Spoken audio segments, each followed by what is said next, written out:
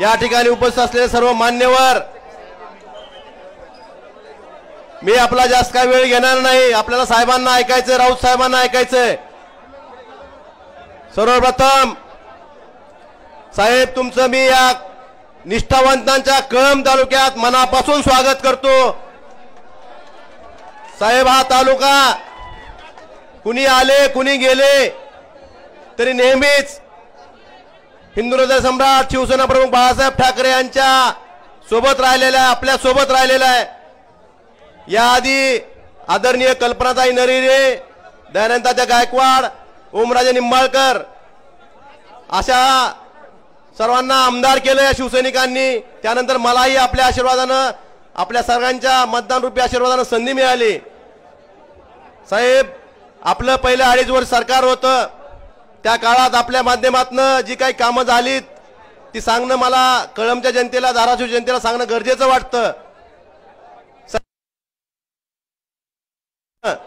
आमच्या बाजूला अंबेजोगाई तालुका आहे, त्या ठिकाणी अनेक वर्षापासून मेडिकल कॉलेज होतं, पण आपण धाराशिवचं शासकीय वैद्यकीय महाविद्यालय आपण मंजूर केलं.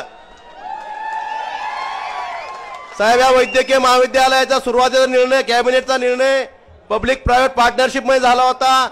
मी खासदार साहेब आपल्याकडे आलो, तुम्हाला सांगितलं साहेब आमच्या लोक गरीब आहेत, आमची पेइंग कॅपॅसिटी नाही, आम्हाला हे वैद्यकीय महाविद्यालय शासकीय पाहिजे. आपण तुम्ही साहेब आमचा शिवसैनिकांचा, सर्वसामान्य एखाद्या आमदार खासदारांचा मान राखून कॅबिनेटचा डिसिजन बदलला आणि ते एक महाविद्यालय वैद्यकीय शासकीय वैद्यकीय महाविद्यालय केलं. हे निश्चितच गेल्या अनेक वर्षापासून साहेब या ठिकाणी वैद्यकीय महाविद्यालयासाठी घोषणाबाजी होत होती, परंतु त्याला मूर्त रूप द्यायचं काम आपल्या माध्यमातून झालं. साहेब कुठल्याही प्रत्येक निवडणूक गेल्या 25 वर्षापासून आमचे लोक कृष्णा माडवडा सिंचन प्रकल्पाच्या पाण्याच्या बाबतीत दर निवडणुकीला मतं मागतात. मागच्या फडणवीस सरकारनं 2018 मध्ये याला प्राधान्यक्रम लावून दिला होता. त्या प्राधान्यक्रमामध्ये साहेब आपल्या धाराशिव जिल्ह्याच्या नावावर पैसे होते, परंतु ही सगळी कामं प्राधान्यक्रमात एकही धाराशिव जिल्ह्यातलं काम नव्हतं. आपण सुरुवातीला 2020 मध्ये कोविडच्या काळात ह्याची बैठक घेतली आणि 2021 मध्ये कळंब तालुक्यातील दुधावाडी आणि तुळजापूर तालुक्यातील रामदरापर्यंतचा प्राधान्यक्रमात समावेश केला आणि त्या वर्षी साहेब जवळपास 700 कोटी रुपये तरतूद आपण केली होती. आता साहेब येऊन पाहणी करतात, सांगतात आम्ही केलं. सुधारित प्रशासकीय मान्यतेचा क्रेडिट घेतात. साहेब सुधारित प्रशासकीय मान्यता म्हणजे एखाद्या प्रकल्पाची किंमत उशीर झाल्यानंतर जी वाढते, ती 4700 कोटीचा प्रकल्प जर वेळेत झाला असता तर तो 12000 कोटीवर गेला नसता. पण साहेब आजकालचे राज्यकर्ते त्याचं सुद्धा क्रेडिट घ्यायला तर ते आम्ही विकास केला म्हणून सांगतात. साहेब दुसरं आमच्या लासरा बॅरेज मधनं रायगावन तलावामध्ये पाणी टाकण्याचा, पाणी सोडण्याचं काम, त्या सुहा योजनेचा आपल्या काळात सर्वे झाला होता. साहेब लातूर जिल्ह्यातून मांजरा नदी जाते, तेरणा नदी जाते, आमच्या जिल्ह्यातून जाते. लातूरमध्ये सगळे चेनमध्ये बॅरेजेस आहेत, पण आमच्या जिल्ह्यात बॅरेजेस नव्हते. आपल्या सरकारच्या काळात आपले पालकमंत्री शंकरराव गडाख साहेबांच्या माध्यमातून आपण आपल्या धाराशिव जिल्ह्यातील मांजरा आणि तेरणा नदीवरल्या बॅरेजेसचा सर्वे केला होता. पण दुर्दैवाने साहेब सरकार बदललं, त्यांनी त्या कामाला स्थगिती दिली. साहेब मला आपल्याला सांगायचं आहे, आपण कळंबसाठी जे अतिरिक्त सत्र न्यायालय गेल्या कित्येक वर्षापासून या ठिकाणी इमारत बांधून तयार होती, परंतु त्याला मंजुरी नव्हती, ती आपल्या सरकारच्या काळात आपण दिलेली आहे. अध्यक्ष महोदय, सॉरी साहेब, ते विधानसभेत बोलायचे. साहेब साहेब महाविकास आघाडी सरकारच्या काळामध्ये आपण रस्त्यासाठी, वेगवेगळ्या योजनांसाठी भरपूर निधी दिला होता, परंतु ह्या सरकारनं जवळपास 135 कोटी रुपयाची कामं, रस्त्याची कामं होती साहेब, रोज ऍक्सिडेंट होत होते, परंतु मी त्यांच्यासोबत गेलो नाही म्हणून या कामाला स्थगिती दिली होती. आपण जसं कोर्टात आपल्या पक्षाविषयी झगडतो आपण सगळेजण, तसंच मलाही कोर्टात जावं लागलं. मुंबई उच्च न्यायालयाने ती स्थगिती उठवली. जवळपास साहेब 135 कोटी रुपयाची कामं ही आता चालू होत आहेत. साहेब मला आपल्याला एवढंच सांगायचंय, आपल्या आशीर्वादाने आणि समोर बसलेल्या शिवसैनिकाच्या मताच्या जीवावर मी आमदार झालो. या ठिकाणी याआधीही हा तालुका फक्त मातोश्रीची आणि ठाकरे कुटुंबियाशी, शिवसेनेशी एकनिष्ठ राहिलेला आहे. अध्यक्ष साहेब मला जाण आहे की मी आज जो आमदार आहे, खासदार साहेब ओमदादा असतील, आम्ही तुमचा आशीर्वाद आणि तुमचा ह्या दोघांचा आशीर्वाद आज या ठिकाणी बोलतोय आणि ही जाण आम्ही शेवटपर्यंत ठेवू आणि आदरणीय उद्धवजी ठाकरे साहेबांची साथ कधी सोडणार नाहीत. एवढा शब्द देतो आणि माझ्या शब्दांना विराम देतो. धन्यवाद. जय हिंद, जय महाराष्ट्र. यानंतर धाराशिव जिल्ह्याचे लोकप्रिय खासदार आदरणीय ओमदादा निंबाळकर आपल्या मार्गदर्शन करतील.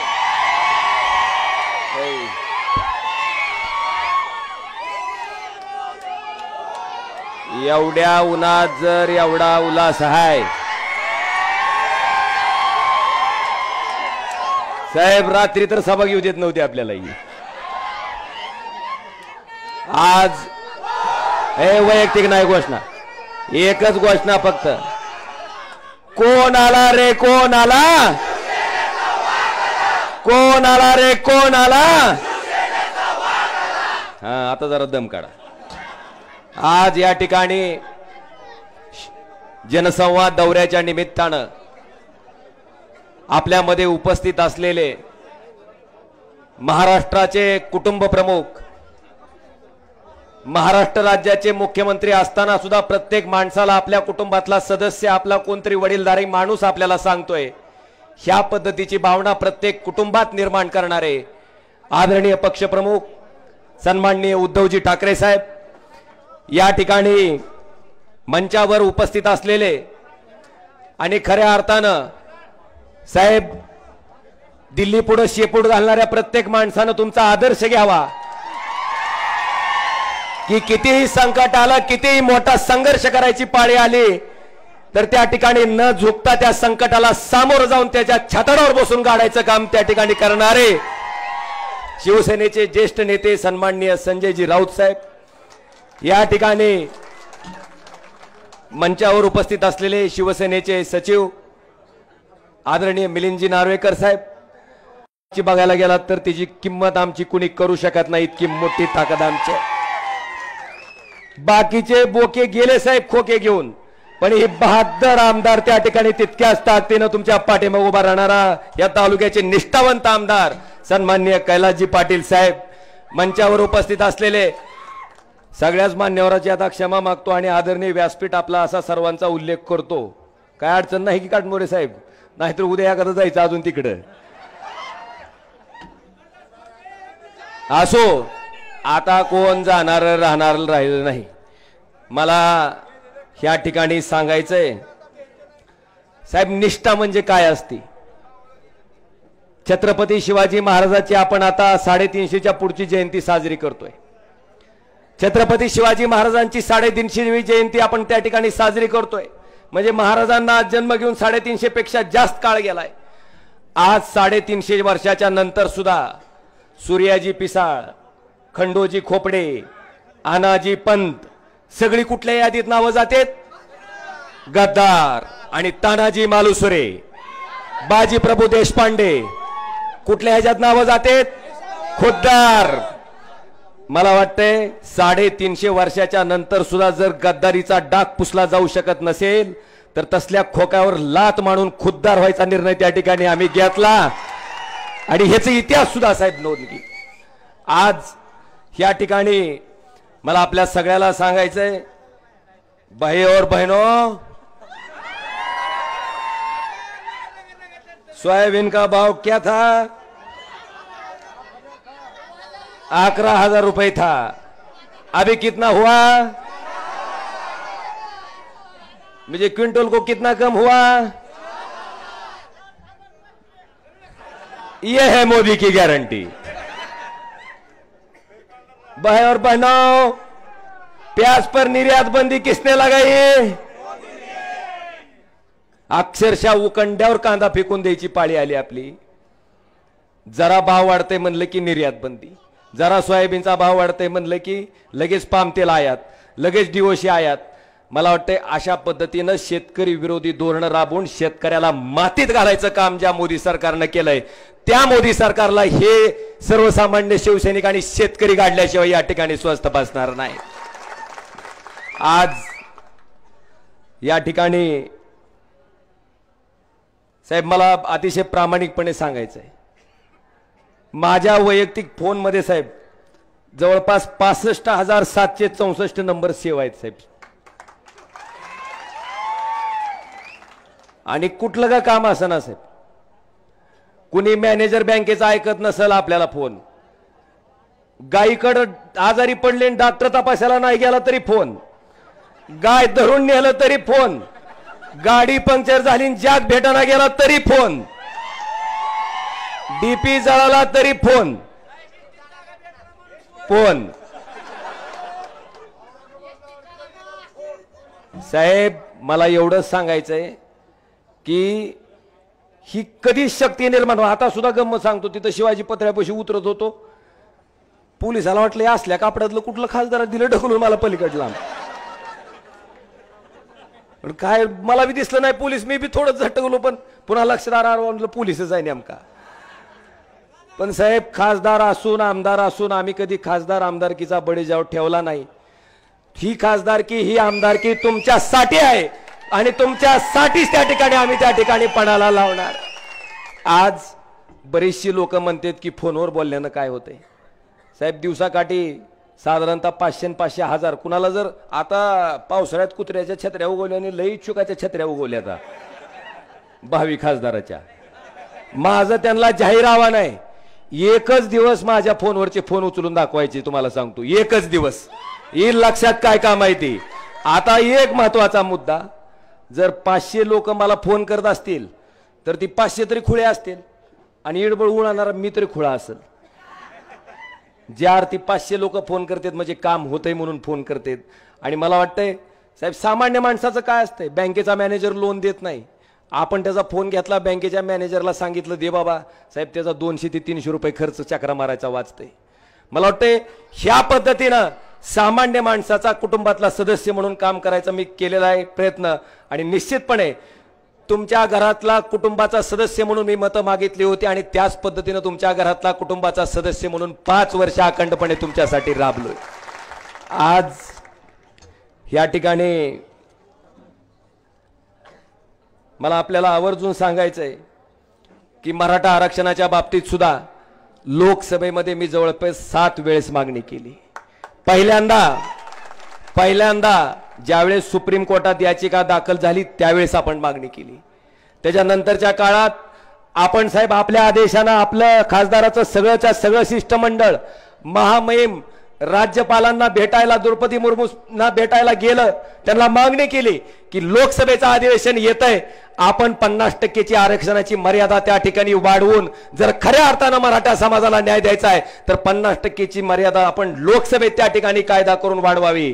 पण साहेब त्याला सुद्धा केराची टोपली दाखवली गेली आणि आता निवडणुकीपुरतं गाजर दाखवायचं काम हे राज्य सरकार करतंय। मला वाटतंय ते दाखवलेलं गाजर त्याच पद्धतीनं त्यांना सुद्धा तुम्ही दाखवल्याशिवाय स्वस्त बसणार नाही, ही सुद्धा मला त्या ठिकाणी खात्री आहे। आज मला तुम्हाला विचारायचंय, उस्मानाबादचं धाराशिव नाव कोणी केलं र? ए कडपोस्तूर मागच्या कोणी केलं र? साहेब धाराशिवचं शासकीय वैद्यकीय महाविद्यालय, उस्मानाबादचं धाराशिव नाव व्हावं, ज्याला हिंदुहृदय सम्राट शिवसेना प्रमुख बाळासाहेब ठाकरेंनी नेहमी धाराशिव म्हणून संबोधलं, ते राष्ट्रवादी आणि काँग्रेसला सोबत घेऊन करायचं महापराक्रमी काम जर कोणी केलं असेल तरी उद्धवजी ठाकरे साहेब आपण त्या ठिकाणी केलेलं आहे। आणि निश्चितपणे आता मला तुम्हाला सगळ्याला विचारायचंय, थांब घेतो यार, अण्णाच्या नावाशिवाय तर शिवसेना होऊ शकत नाही। साहेब नरसिंग अण्णा जाधव म्हणून या ठिकाणी जुने जिल्हा प्रमुख होते, ज्या माणसानं शिवसेनेचं रोपटं बाळासाहेबांच्या आशीर्वादाने या ठिकाणी लावलं आणि आपण बघताय साहेब त्या रोपट्याचा एवढा मोठा वटवृक्ष झालेला आपल्या सगळ्याच्या समोर या ठिकाणी दिसतोय। आणि म्हणून आपाबी आहेत र सगळी, आता सगळ्याची नावं घेऊन भाषण करू पण नको, थांब की जरा, तू लय बीज कलाव वाड्या उन्हात ताप लाव तुम्ही खरं। आता मला तुम्ही सांगा, आपल्या सगळ्या ह्याच्यामध्ये काय चाललंय सध्या? बघा साहेब कुठपर्यंत गेले बघितलं का? खुरपिणाऱ्या बाईला सुद्धा कळालंय, ईडी सीबीआयचं धाक दाखवून ज्यांनी साहेब काळी संपत्ती जमवली त्या बोक्याला ह्याची भीती दाखवून सगळं तिकडं घ्यायचं काम चालू आहे. मला वाटतंय राऊत साहेबासारखे आणि आमच्यासारखे जी इमानदार माणसं आहेत ज्याच्याकडे काळी संपत्ती बी नाही आणि त्या ईडीसी बीआयच्या धाकाच्या बापाला भेट नाहीत साहेब, आम्ही खंबीरपणे त्या ठिकाणी तुमच्या सोबत उभे आहेत. आणि बांधवानो, मला तुम्हाला विचारायचंय, आता सोयाबीनचा भाव 4,500 आलाय, 11,000चा. आता आपल्याला परत 11,000ला सोयाबीनचा भाव न्यायचा आहे का नाही? तर माझ्या मागं मोठ्यानं घोषणा द्यायची. घोषणा बिंबीच्या देठापासून पाहिजे. जय श्रीराम. हा, झाला 11,000 रुपये. आता बेरोजगार तरुण तरी एक सुद्धा नाही, पांढरप्रिवर एक सुद्धा पोरग दिसत नाही का नाही रे? सगळ्याला लाख लाख रुपयाच्या नोकऱ्या आहेत. मोदी की गॅरंटी 2 करोड नोकऱ्या मिळाल्या का? आता नोकऱ्या मिळायचा दुसरा मंत्र आहे. कर्नाटकात दिलता बघा मोदी साहेबांना, बजरंग बली की. अरे एवढ्या नाही, ती शंका घेतील आपल्यावर. बजरंग बली की. हा, लागल्या नोकऱ्या.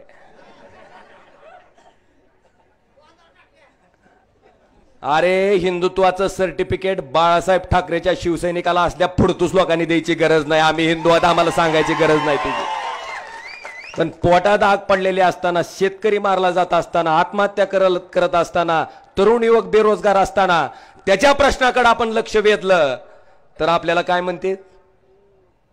कळालं का नाही गणित? बांधवानो, ह्याच्या बाबतीत आता जागरूक व्हा. विषय असंख्य आहेत, बरेचसे विषय आता ह्या ठिकाणी बोलण्यासारखे आहेत. आज आपल्या सगळ्याच्या माध्यमातून लाचारी पत्करलेली आहे.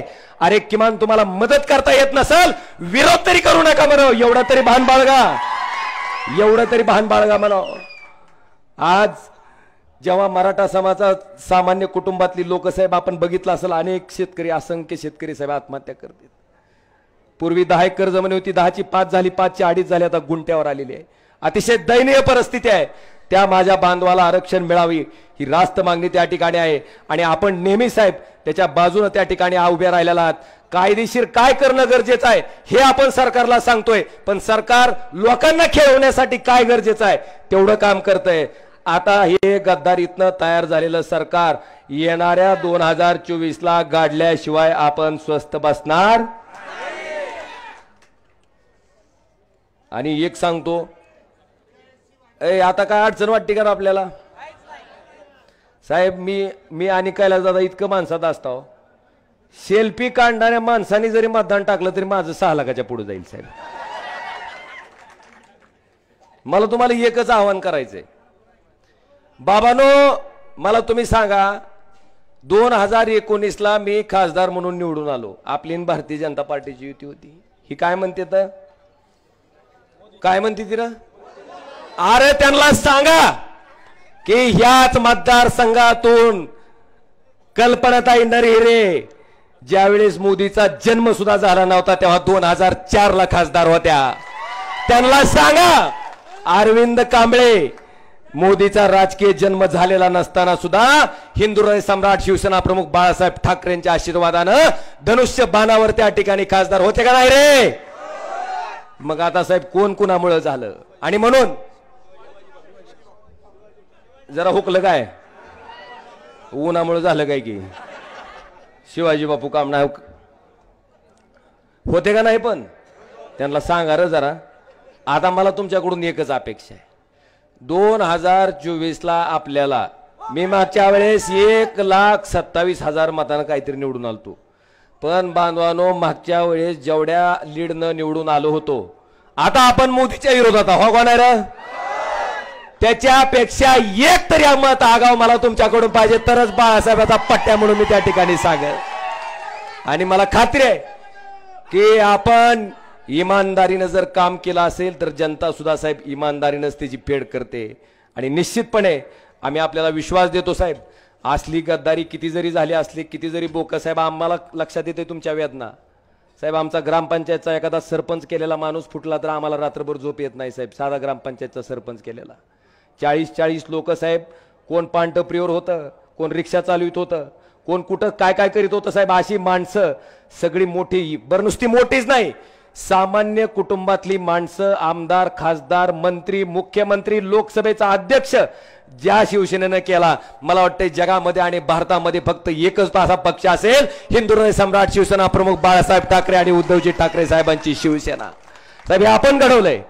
पण साहेब 4-4 टर्म मंत्री आमदार होऊन म्हणतात आमच्यावर अन्याय झाला. होय र, आमदार खासदार केल्यावर अन्याय होते का? आता ह्यांचा अन्याय ठेवचाल का तुम्ही? फक्त वाट बघतेत साहेब, वाट बघून आहेत 2024 खपटाच्या आड गेल्यावर 100% कार्यक्रम ठरलेला आहे. खरं तर आपल्याला उद्धवजी ठाकरे साहेबांना ऐकायचंय, खरंच बोलण्यासारख्या बऱ्याचशा गोष्टी आहेत. पण आता मी आपला फारसा काही वेळ घेत नाही.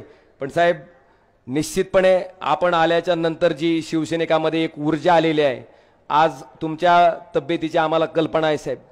इतक्या सगळ्या स्वतःच्या आरोग्याच्या अडचणी असताना सुद्धा त्या कुणाचीही पर्वा न करता स्वतःच्या जीवावर उदार होऊन आपण साहेब पूर्ण महाराष्ट्राचा दौरा करताय. खरंच तुमच्या इच्छाशक्तीला सलाम आहे साहेब आमचा.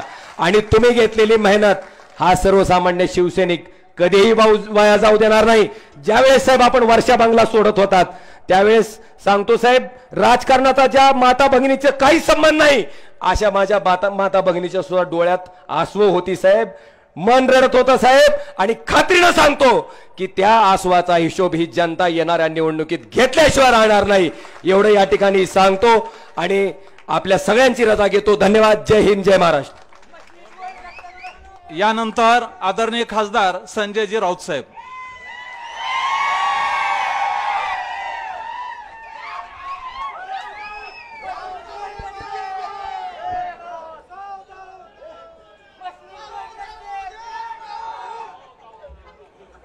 अध्यक्ष महोदय, अध्यक्ष महोदय, बोलण्यासारखं खूप होतं पण ओमराजे सगळं बोलून गेले. सन्माननीय शिवसेना पक्षप्रमुख उद्धवजी ठाकरे, या मंचावरील या भागाचे लोकप्रिय खासदार ओमराजे, या भागाचे आमदार कैलासजी पाटील आणि उपस्थित सर्व निष्ठावंत शिवसैनिकांनो, या तप्त उन्हामध्ये जनसंवाद मेळाव्यासाठी हा निष्ठावंताचा सागर उसळलेला आहे. आज महाशिवरात्र आहे आणि महाशिवरात्र असताना सुद्धा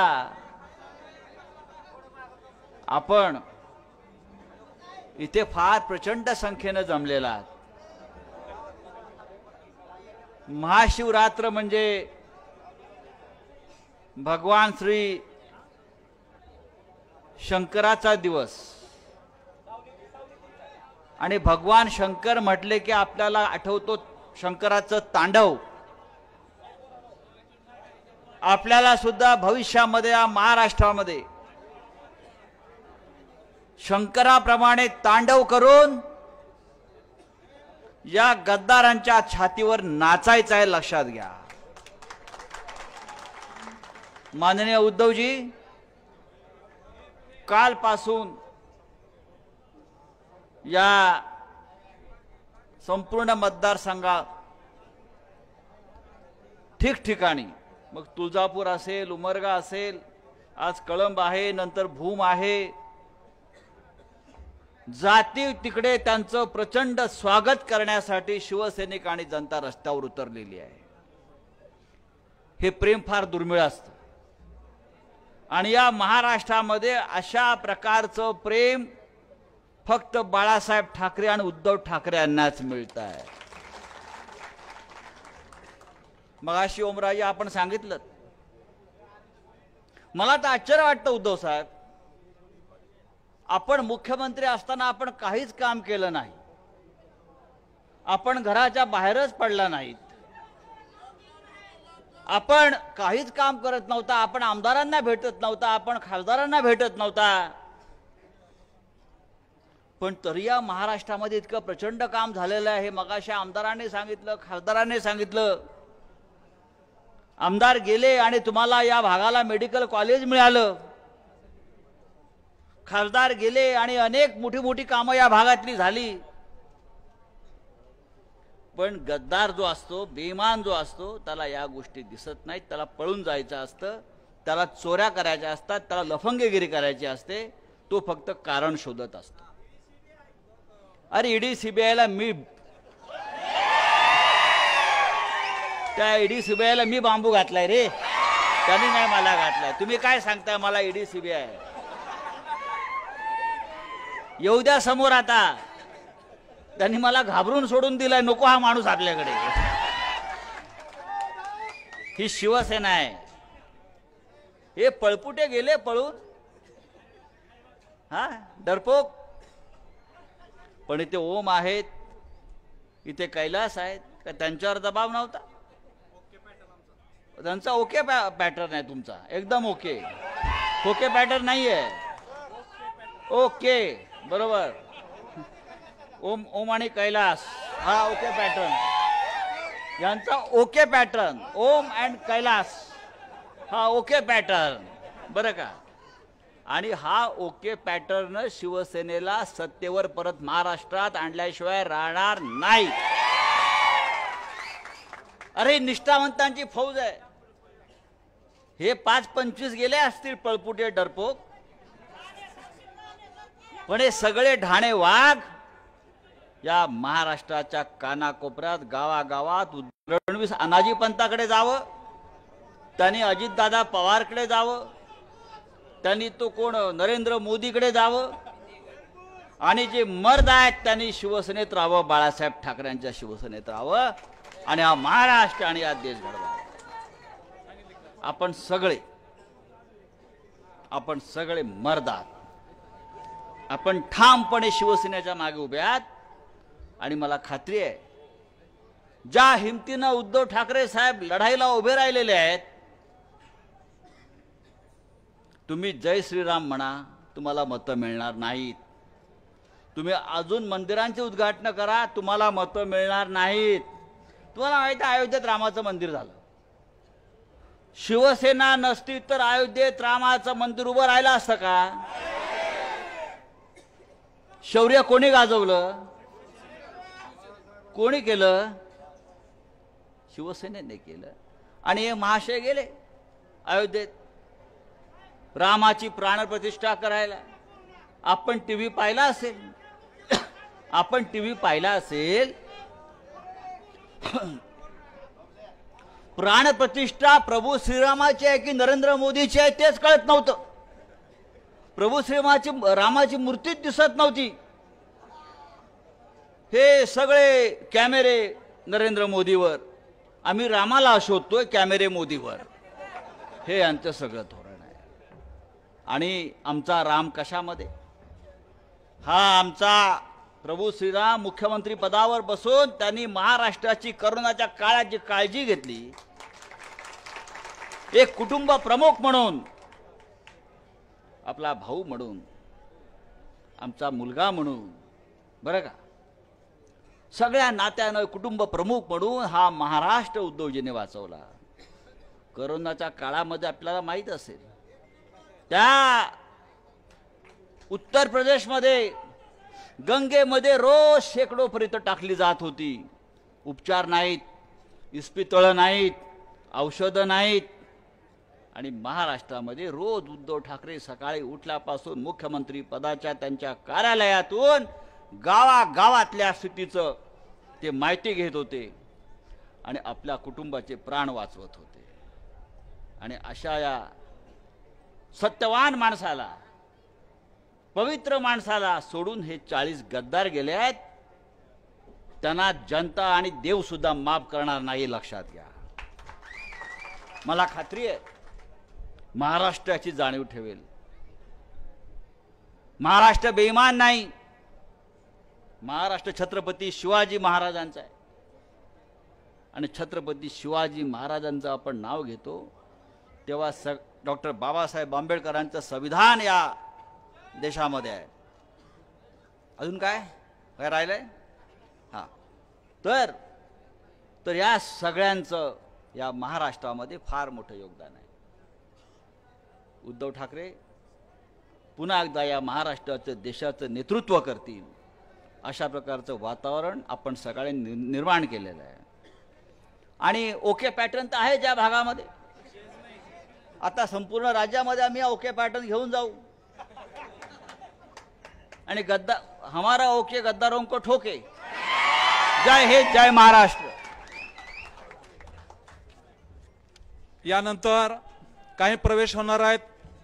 आंबेडकर चळवळीचे कार्यकर्ते आदरणीय प्राध्यापक डॉक्टर संजयजी कांबळे सर, यानंतर मोहम्मदभाई चाऊस, हनुमंत जाधव, राजेंद्र कोल्हे, उत्तरेश्वर घोडके, सुब्राव जाधव, इक्बाल शेख, साजिद शेख, अरुण मुंडे, अर्जुन वाघमारे, कमलाकर बनगर या सर्व कार्यकर्त्यांचा राष्ट्रवादी काँग्रेसमधून शिवसेनेमध्ये या ठिकाणी प्रवेश होतोय.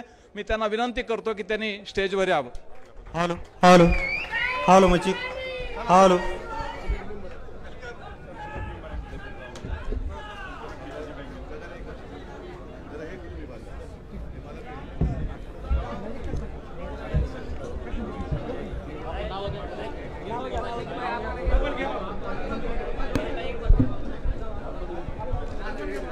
माननीय डॉक्टर संजयजी कांबळे सर, यानंतर राजेंद्रजी कोल्हे, बाळासाहेब पाटील, मोहम्मद चाऊस, हनुमंत जाधव, उत्तरेश्वर घोडके, सुब्राव जाधव, इक्बाल शेख, साजिद शेख, अरुण मुंडे, अर्जुन वाघमारे, कमलाकर बनकर, रमेश पवार, अशोक रोकडे या सर्वांचा या ठिकाणी उद्धव बाळासाहेब ठाकरे या शिवसेनेमध्ये प्रवेश होतोय.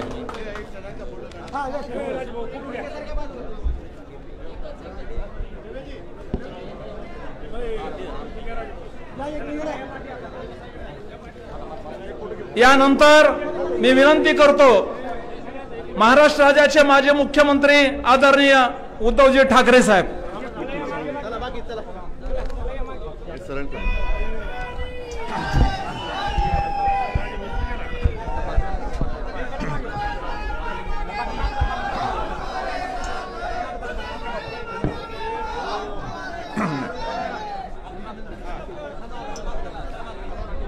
जमलेल्या माझ्या तमाम हिंदू बांधवांनो, भगिनींनो आणि मातांनो,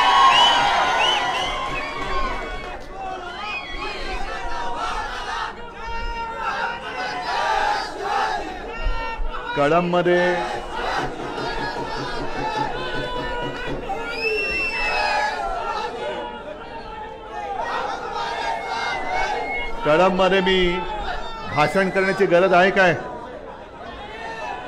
हे दोन्ही वाघ कुठे गेले? ओमराजे, कैलास या इकडे.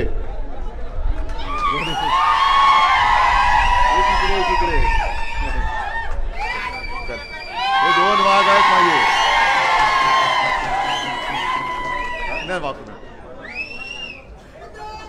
आणि तुम्ही आहात,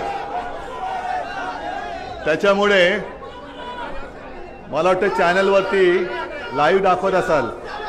दाखवता काय रे? लाईव्ह दाखवताय ना? बरं दादा, तुम्ही कॅमेरा सेट करून खाली बसला तर बरं होईल, पाठीकडे. तुम्ही पण बसा.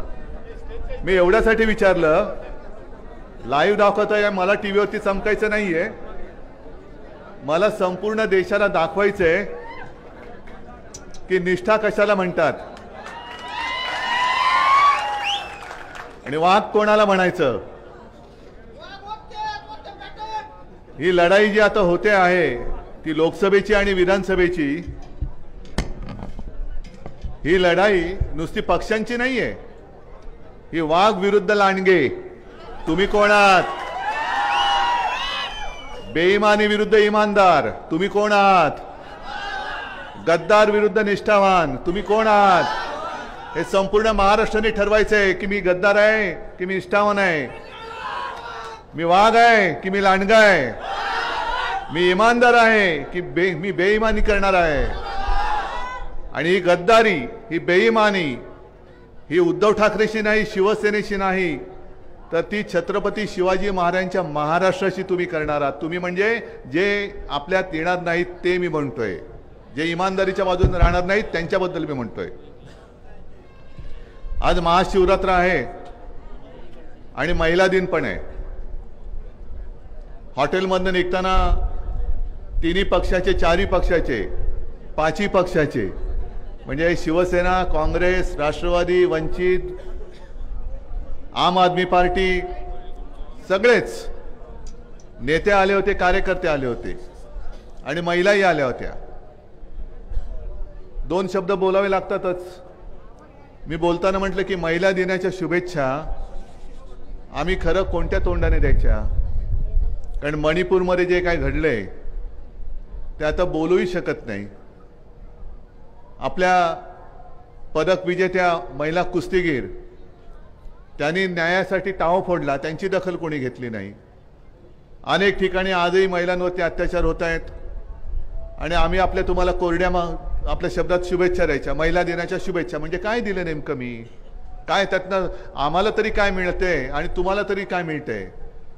म्हणून मी आज केवळ राज्यातल्याच नव्हे तर तमाम आपल्या देशातल्या तमाम माझ्या माता भगिनींना हात जोडून विनंती करतोय.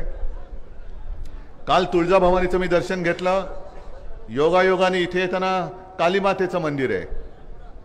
मी महिलांना आज विनंती करतोय हात जोडून, आम्ही संघर्षाला उतरलोय. जगामध्ये एकमेव देश आपला असा आहे की जिला आपण आपली माता मानतो, भारत माता. महिला दिनाच्या शुभेच्छा जर द्यायच्या असतील तर भारत मातेला दिल्या पाहिजेत. आणि त्या शुभेच्छा देताना आपण सगळ्यांनी आणि विशेष करून महिला माता भगिनींनी आता तुम्ही नुसत्या शुभेच्छा घेऊ नका, तुम्ही आता महिषासूर मर्दिनीचं रूप धारण करा, तुम्ही काली मातेचं रूप धारण करा. आणि जो हुकुमशाह, जी हुकुमशाही माझ्या भारत मातेला गिळायला निघाले, त्या हुकुमशाह सुराचा, नवीन महिषासूर असतो तसा हुकुमशाह सूर, त्याला खतम करा. तर आणि तरच महिला दिनाच्या काहीतरी शुभेच्छा आपण एकमेकाला, म्हणजे आम्ही भाऊ म्हणून तुम्हाला आणि तुम्ही माता भगिनी म्हणून आम्हाला आशीर्वाद तुम्ही देऊ शकाल. नाहीतर काय उपयोग आहे त्याचा? जसं ओमराजे तुम्ही बोलत होतात, कैलास तुम्ही बोलत होतात, आणि कैलास तुम्ही तुमची आता मस्करी नाही करत, पण अध्यक्ष महोदय ही बोलायची सवय सोडू नका, कारण उद्या पण तुम्हाला ते बोलायचंच आहे, वर्षानुवर्ष बोलायचं आहे. आणि ओमराजे तुम्ही सुद्धा उद्या तर आपलंच सरकार दिल्लीमध्ये येत आहे, येणारच, आणणारच. आणावंच लागेल, कारण तुम्हाला आता तुम्ही ओमराजे काय करतायत, कैलास भाऊ काय करतोय तुम्हाला माहिती आहे. अगदी समाजाचे विषय असतील, शेतकऱ्याचे विषय असतील, एक तरी मला सांगा, गद्दार तर सोडूनच ते गद्दारच आहेत, पण जे त्यांचे मंत्री, अगदी मी नाव घेऊन बोलायचं तर भारतीय जनता पक्षाचे मंत्री जे महाराष्ट्रातून तिकडे गेलेले आहेत, त्यांनी कधीतरी समाजाबद्दल, जसं आरक्षणाबद्दल आपला ओमराजे बोललाय तिकडे, तसं आणि शेतकऱ्यांबद्दल कधीतरी मोदींच्या समोर तोंडाची म्हणजे दातखिळी उचकटून त्यांनी काय बोललेत का? ते काय म्हणून आम्ही तुम्हाला पुन्हा निवडून द्यायचं? गेल्या वेळेला युती होती, ठीक आहे, म्हणजे आज ते त्यांनी एक नवीन सुरू केलंय की हा उद्धव ठाकरे हा पक्षप्रमुखच नाही. हे कशाला जमलेत माझ्याकडे? काय आहे? जा अमित शहाना विचारा, काल परवाकडे येऊन गेले, बोलवा त्यांना इकडे. आणि इथे मुलं बाळे बसले, तिथपासून अगदी माझ्या आजोबांच्या वयाचे सुद्धा कोण असतील त्यांना विचारा, शिवसेना कोणाची आणि पक्षप्रमुख कोण, विचारा. पण ज्या गृहमंत्र्याला, देशाच्या गृहमंत्र्याला छत्रपती संभाजीनगर आणि धाराशिव हे नामांतर कोणी केलं हे माहिती नाही, ते म्हणे आम्ही केलं. 10 वर्ष आम्ही तुमच्या सोबत होतो. देवेंद्र फडणवीस मुख्यमंत्री होते तेव्हाही आम्ही तुमच्या सोबत होतो. का नाही केलं तेव्हा तुम्ही नामांतर? पण हा असा गृहमंत्री ज्याला घरामध्ये काय चालले ते माहिती नाही, आणि त्या आम्हाला संपवायला निघालेत. अरे भाऊ थांब जरा, उचात नको जरा, थांब जरा जरा जरा जरा जरा जरा ठीक आहे, जरा थांब एकदम. अरे थांब जरा, जरा थांब, जरा थांब. तुम्ही बोलताना मध्ये बोलू नका, मग मला जे बोलायचं ते मध्ये तुटेल. ते ज्या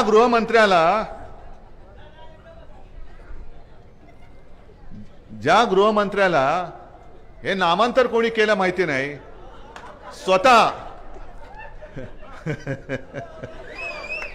झालं शांत. अरे परत आता मी येऊन बसू काय तिकडे? जरा थांब, आता गडबड करू नको, गडबड करू नको. ज्याला नामांतर कोणी केलं माहिती नाही, ज्याला शिवसेनेचा पक्षप्रमुख कोण माहिती नाही, मग आता त्या अमित शहाना विचारा, 19 साली तुम्ही मातोश्रीमध्ये आला होतात मला भेटायला, ते कोणाला भेटायला आला होतात, काय म्हणून भेटायला आला होतात? का सत्यनारायणाच्या पूजा प्रसादाला आला होतात? प्रसादाला आलाच होतात, कारण माझी आणि माझ्या शिवसेनेची मतं तुम्हाला पाहिजे होती. त्यावेळेला मला फोन करते, अरे उद्धव जी आपको कल तो आना है. म्हटलं क्यों, कहाँ पे? नहीं कल मैं अहमदाबाद से मैं फॉर्म भरने वाला हूँ, तो आपको तो आना चाहिए. आता हूँ, गेलो आपला. मग नंतर परत एकदा फोन आला, अरे उद्धव जी आपको मालूम है ना परसों तो आपको आना है. म्हटलं कहाँ? वाराणसी में. म्हटलं वाराणसी में क्या करना है? अरे मोदी जी अपना पर्चा भर रहे हैं. म्हटलं मी काय करू त्याच्यात? नाही आपको तो आना होगा. मला कशाला बोलवलं होतं तिकडे? अर्ध्या रात्री मी वाराणसीत गेलो होतो तिकडे. माझी पुण्याची सभा, कारण प्रचार सुरू होता लोकसभेचा, पुण्याची सभा आटपून मी मध्यरात्री त्या वाराणसीला गेलो होतो. दुसऱ्या दिवशी मोदी भावांच्या बरोबर तोंड दाखवायला, कारण आम्ही सगळे सबका साथ आणि दोस्तों का विकास. मला कशाला बोलवलं होतं? जा सांगा ना, सुप्रीम कोर्टामध्ये जाऊन सांगा की आम्ही यांच्याकडे टाइमपास करायला गेलो होतो, चाय पे चर्चा करायला गेलो होतो. सांगा. जर तुमचा स्वतःचा फॉर्म भरायला उद्धव ठाकरे पाहिजे होता, मोदींचा फॉर्म भरायला उद्धव ठाकरे पाहिजे होता, कारण तो शिवसेनेचा पक्षप्रमुख. होय मी आहेच, आणि ही शिवसेना आणि ही सगळी संपत्ती माझी वडिलोपार्जित आहे. शहा तुमचा अधिकार नाहीये. तुम्ही माझे या लोकांनी मोठे केलेले, म्हणजे इथे आमदार आणि खासदार माझेच आहेत आणि माझेच राहणार आहेत. पण आता याच्या पुढे जाणार तिकडे एक तो खेकडा त्यांनी घेतलाय. पण इथं तुम्ही आमदार चोरले असाल, खासदार चोरले असाल, खोक्यांमध्ये बसवला असाल, पण माझी ही संपत्ती कशी चोराल तुम्ही? या ना यांच्या समोर येऊन बोलून दाखवा. आणि मी त्या नार्वेकरांना सुद्धा सांगतोय, त्या लबाडाला, होय लबाडच आहे तो, आता निवडणूक लढतोय म्हणतोय भाजपकडनं. मग मला सांगा, बंगालमध्ये एका न्यायमूर्तींनी राजीनामा दिला, गंगोपाध्याय. आले कानावर तुमच्या? आले ना? अरे हो की नाही? नाही नसेल तर नाही सांगा, मी सांगतो.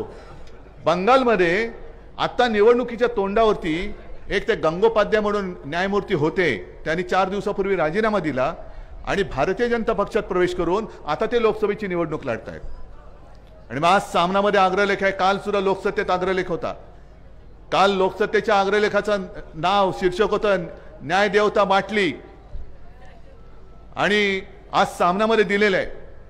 हे महोदय ज्या वेळेला न्यायमूर्ती होते तेव्हा असे त्यांनी काही निर्णय दिलेत की ज्या तृणमूल काँग्रेसच्या विरोधातले त्यांनी निर्णय दिलेले आहेत. आज ते जे बाहेर पडलेत ते तृणमूल काँग्रेसवरती आगपाखड करतायत. मग तुम्ही त्या खुर्चीमध्ये बसला होता, त्या खुर्चीचं पावित्र्य तुम्ही राखलं होतं हे कशावरून? कारण तेच गंगोपाध्याय सांगतायत की भारतीय जनता पक्ष माझ्या संपर्कात होता आणि मी देखील त्यांच्या संपर्कात होतो. म्हणजे न्यायमूर्ती एखादा निवृत्त झाल्यानंतर त्याला राज्यसभा देणं किंवा राज्यपाल देणं हे चोरी चोरी छुपे छुपे चालत होतं. पण आज उघडपणाने न्यायदानामध्ये सुद्धा जर भाजपची ही काळी मांजरं बसली असतील तिकडे, तर आम्ही न्याय मागणार कोणाकडे? आणि तसंच हे जे नार्वेकर, आज मी त्यांना आरोपच करतोय की तुम्हाला लोकसभेची उमेदवारी देण्याची लालूच दाखवून तुम्ही माझ्या शिवसेनेच्या विरोधात तुम्हाला निर्णय द्यायला लावला, हा माझा आरोप आहे. कारण सर्वोच्च न्यायालयाने काल म्हटलेलं आहे की तुम्ही, म्हणजे त्या लवाद्यांनी जो काही निकाल दिलेला आहे, निर्णय दिलेला आहे, तो सर्वोच्च न्यायालयाच्या निर्णयाच्या विरुद्ध वाटत नाही काय, हा सर्वोच्च न्यायालयाचा प्रश्न आहे.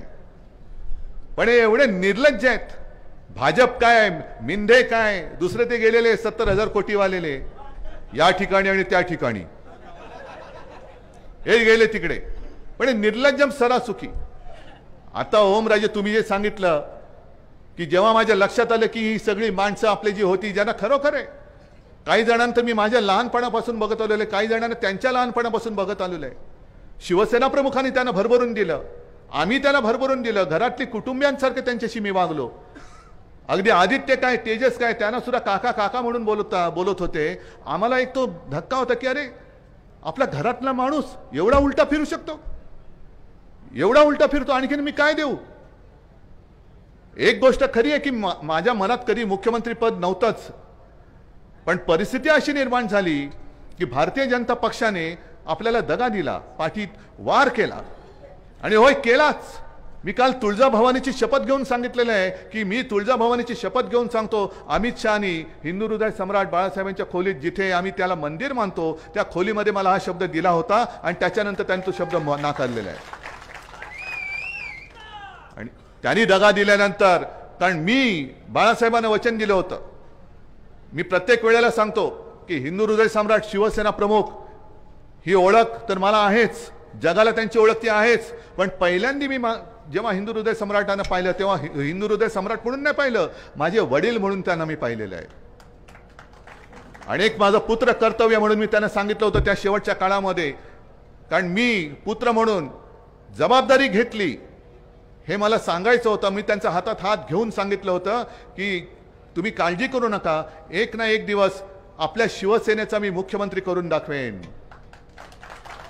मी मुख्यमंत्री होईन माझं वचन नव्हतं, त्याच्यामुळे माझं वचन अजूनही अपूर्णच आहे. मला शिवसेनेचा मुख्यमंत्री पुन्हा करायचाच आहे, कारण माझं वचन मी बाळासाहेबांनी दिलेलं आहे. आणि ते वचन मला असं वाटलं होतं की तेव्हा भाजप पूर्ण करेल, त्यांनी तर नालायकपणा केला. आता हे वचन पूर्ण करण्याची जबाबदारी मी तुमच्यावरती सोपवतोय. आणि कसे वागतात हे तुम्हाला कल्पना आहे.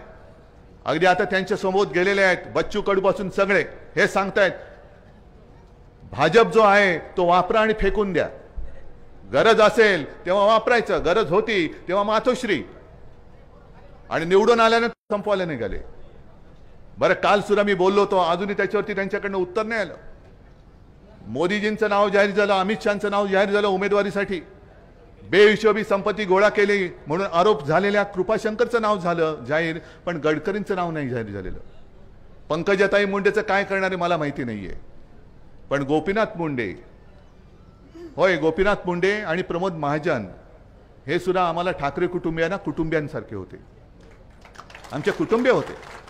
म्हणजे मोदीजी तुमचं आणि अमित शहाचं नाव म्हणजे अशा नावाच्या कोण व्यक्ती या देशात आहेत आणि भाजपात आहेत हे सुद्धा आम्हाला माहित नव्हतं. त्यावेळेपासून आम्ही प्रमोद महाजन आणि गोपीनाथजी मुंडे यांना ओळखतो आणि त्यांच्या कुटुंबियांचं आमचं नातं हे त्याही वेळेला होतं. आज सुद्धा मी ते मानतो आणि म्हणून तुमच्या लक्षात असेल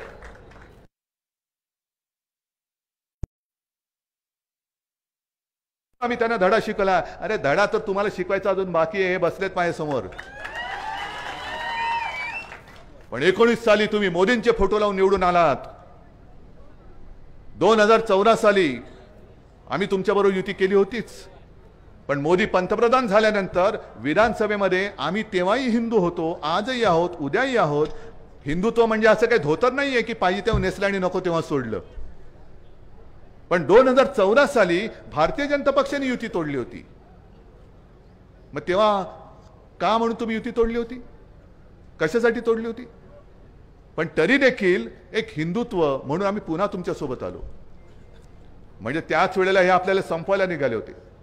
आणि एका जबाबदार भारतीय जनता पक्षाच्या नेत्यांनी सांगितलेलं आहे, तेव्हा 2014ला जेव्हा आपली युती नव्हती ते घरी आले होते, आज सुद्धा ते आहेत, आणि त्यांनी मला सांगितलं की उद्धव जी आपने तो कमाल किया. म्हटलं मैंने क्या किया? तो नहीं, दिल्ली में ऐसे चर्चा हो रही थी हमारे बीच में कि अब बाला साहब तो नहीं रहे. मग किती नालायक नीच लोक आहेत बघा. अरे ज्यांनी तुम्हाला वाचवलं, ज्यांच्या पक्षाने तुम्हाला, अगदी मी काल परवाकडे बोललो होतो, आम्ही तुम्हाला खांद्यावरती घेऊन महाराष्ट्र फिरवला. जर आम्ही तुम्हाला खांद्यावरती नसतं घेतलं आज तुम्हाला 4 खांदे सुद्धा नसते मिळाले. पण त्या शिवसेनेला म्हणे अब उद्धव के साथ कोई आ नहीं सकता. बघा ना अजूनही येत आहेत लोक. पण त्याच्या पुढचं वाक्य महत्वाचं होतं 2014चं, अब समय आया है शिवसेना को खत्म करो. तुम्ही शिवसेनेला खत्म करायला निघालात. तुम्ही गोपीनाथजींच्या मुलीला सुद्धा तिचं राजकीय आयुष्य खत्म करायला निघालात. 2014 साली युती तोडल्यानंतर देखील मी माणुसकी जपली होती. पंकजाताईच्या विरुद्ध मी उमेदवार दिला नव्हता मी उमेदवार, कारण आम्ही नातं जपणारी माणूस आहोत. आम्ही नातं जपणं हे आमचं हिंदुत्व आहे. कामापुरता मामा, काम झालं की तोडून द्या, फेकून टाका, संपवून टाका, हे आमचं हिंदुत्व नाहीये. आणि काल काय मी रोज बोलतोय, आता सुद्धा तुम्हाला मी सांगतोय की काय ही कसली लढाई आहे. उद्धव ठाकरेची लढाई नाही, ही आपल्या सगळ्यांची लढाई आहे. का मला मुख्यमंत्री पदावरून खाली खेचलं? कारण मी मुख्यमंत्री होतो तेव्हा हे जे लोक जमलेत त्यांच्याकडे, मला इथल्या गुजराती लोकांबद्दल राग नाही. परत सांगतो, गुजरात सुद्धा आमचाच आहे. पण संपूर्ण महाराष्ट्रातून उद्योग धंदे ओरबाडून तुम्ही गुजरातला नेतायत. गुजरात गुजरात गुजरात. आमदार सुद्धा पळवले ते पहिले गुजरात. कैलास सुद्धा पहिला त्यांनी मला फोन केला की साहेब कळत नाही हा रस्ता कुठे चाललाय. मग ते बघितलं, अरे सुरतेकडे चाललाय.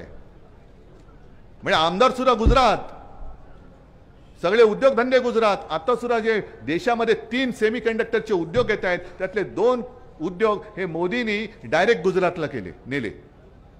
काय महाराष्ट्राने काय घोडं मारले तुमचं? गुजरातला तुम्ही समृद्ध करा, जरूर करा. राज्यात काय संपूर्ण देशातली प्रत्येक राज्य ही समृद्ध झाली पाहिजे, तरच भारत माता की जय आम्ही बोलू शकतो, एवढी जाणीव आम्हाला आहे. पण आमच्याकडे येणारे उद्योग, आमच्याकडे असणारे उद्योग, अगदी डायमंड मार्केट सुद्धा गुजरात, फिल्मफेअर अवॉर्ड गुजरात, क्रिकेटचा अंतिम सामना गुजरात. काय लावलंय काय? हे मी बोलल्यानंतर हे तुम्हाला पटते की नाही पटत? पटते ना? तुमच्या हक्काचे म्हणजे ते जे 2 उद्योग जे त्यांनी गुजरातला नेले, समजा एक नेला असता, एक मला आपल्याला महाराष्ट्राला दिला असता आणि एक त्यांनी आता आसामला दिला असता, काय फरक पडला असता? 80,000 ते 1,00,000 नोकऱ्या, प्रत्यक्ष आणि अप्रत्यक्ष रोजगार त्या उद्योगातून मिळणार आहेत. महाराष्ट्र नुसतं तुमच्या राम राम करत घंटा वाजवायची? हे नुसतं घंटा वाजवणारं हिंदुत्व आमचं नाही आहे. आमचं हिंदुत्व आहे हृदयात राम आणि हाताला काम देणारं आमचं हिंदुत्व आहे. पण हे मी बोलल्यानंतर उत्तर नाहीये, कारण वेदांता फॉक्सकॉन यांनी पाठवलं होतं गुजरातला. बरं, गेल्यानंतर वेदांता फॉक्सकॉनच्या कंपनीच्या लोकांनी बघितलं तिकडे काहीच सुविधा नाही. ते डोलारा काहीतरी गाव आहे. तो डोलारा नुसता कागदावरती आहे, प्रत्यक्ष डोलारा कोसळलेला आहे त्यांचा, डॉलरच नाहीये. ती कंपनी देशाबाहेर निघून गेली. महाराष्ट्रामध्ये येत होती ती कंपनी, आपल्याबरोबर त्यांच्या बोलणी झाली होती. मी मुख्यमंत्री होतो तेव्हा उद्योग मंत्री होते, अगदी आदित्य सुद्धा त्यांच्यासोबत बोलत होता. आणखीन मंत्रिमंडळात नितीन राऊत होते, ते बोलत होते. महाराष्ट्रामध्ये येत होता उद्योग, पण यांनी जबरदस्ती गुजरातला नेला आणि गुजरातमध्ये काही नाही म्हणून देशाबाहेर गेला. महाराष्ट्राचं नुकसान झालं, देशाचं नुकसान झालं, पण यांची काहीच पडलेली नाहीये. मग हे मी बोलल्यानंतर हे सत्य आहे.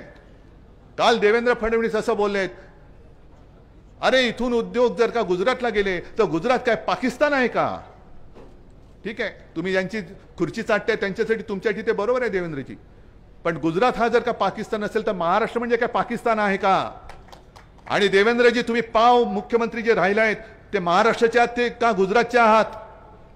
मग जाहीर करायचं, देवेंद्र फडणवीस पाव उपमुख्यमंत्री गुजरात करा जाहीर, मग आम्हाला काय म्हणायचं नाहीये. पण असं करत करत तुम्ही आमचं मंत्रालय सुद्धा उद्या तुम्ही गुजरातला न्याल आणि मग सांगला अरे गुजरातला गेलोय ना, काय पाकिस्तानात गेलोय? ही कुठली वृत्ती आहे? आणि काल मी तुळजाभवानीची शपथ घेतल्यानंतर रावसाहेब दानवे सुद्धा बोलले की म्हणे नाही नाही नाही नाही नाही त्यावेळेला ही अशी चर्चा झालीच नव्हती, अशी चर्चा. अहो दानवे साहेब तुम्ही होतात कुठे तिकडे? तुम्हाला तेव्हा कोण विचारत तरी होता का? बसला असेल तर खाली मातोश्रीत खाली बसला असाल. आणि त्याहीपेक्षा मी या जनतेला विचारतो, रावसाहेब दानवेंसाठी अमित शहा देव असतील, पण माझ्या महाराष्ट्रासाठी तुळजाभवानी माझी माता आहे ना रे? मग तुमचा विश्वास उद्धव ठाकरेंनी घेतलेल्या तुळजाभवानीच्या शपथेवर आहे की दानवेने घेतलेल्या रावसाहेब दानवेने घेतलेल्या अमित शहाच्या शपथेवर आहे? मला सांगा.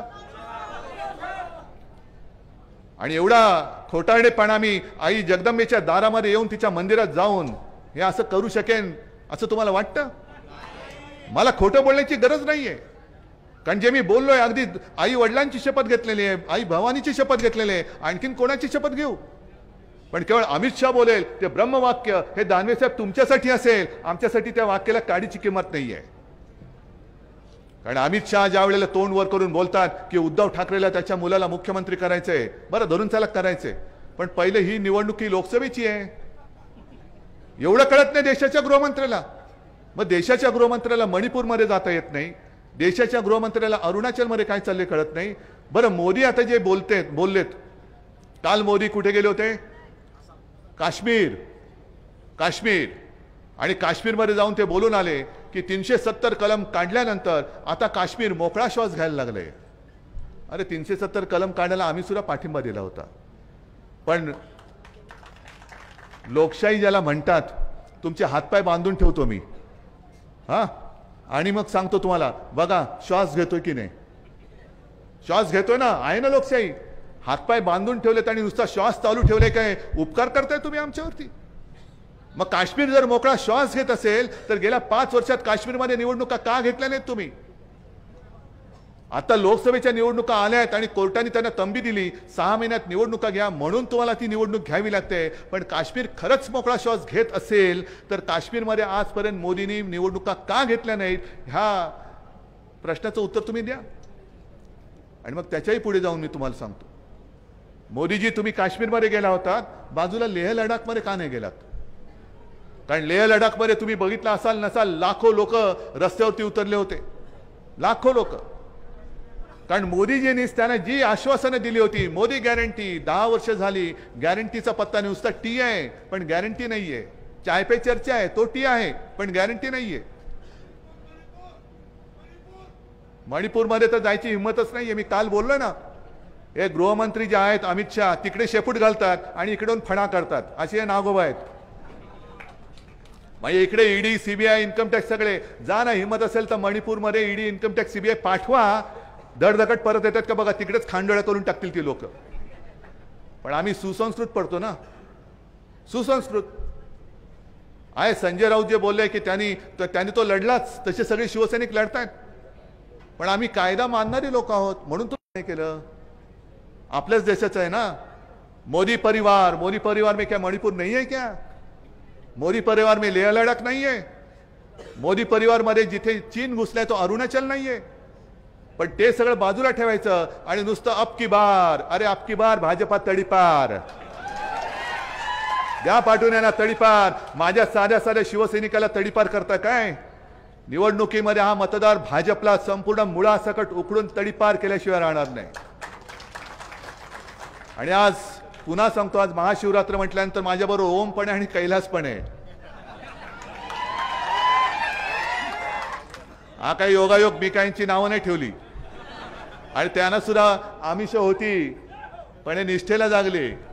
कारण त्यांना माहित आहे ओम तुम्ही बोलला ते फार महत्वाचं आहे की 350 वर्ष झाल्यानंतर सुद्धा खंडोजी खोपडे ही गद्दाराची अवलाद, सूर्याजी पिसाळ गद्दाराची अवलाद, पण तानाजी मालुसरे, बाजीप्रभू देशपांडे सगळे, यशाजी कंक ही सगळी. त्याच्यामध्ये सुद्धा एक मुद्दा म्हणून सांगतो, कान्होजी जेदे नाईक, हे सगळं इतिहासामध्ये आहे. अफजल खान जेव्हा चालून आला होता इकडे तुळजापूरमध्ये सुद्धा त्यांनी भयानक तांडव केलं होतं. तांडव कसलं, सगळा सत्यानाश केला होता. आणि अक्षरशः अफजल खानाची जेव्हाची स्वारी होती त्या म्हणजे काही निवडणुका नव्हत्या.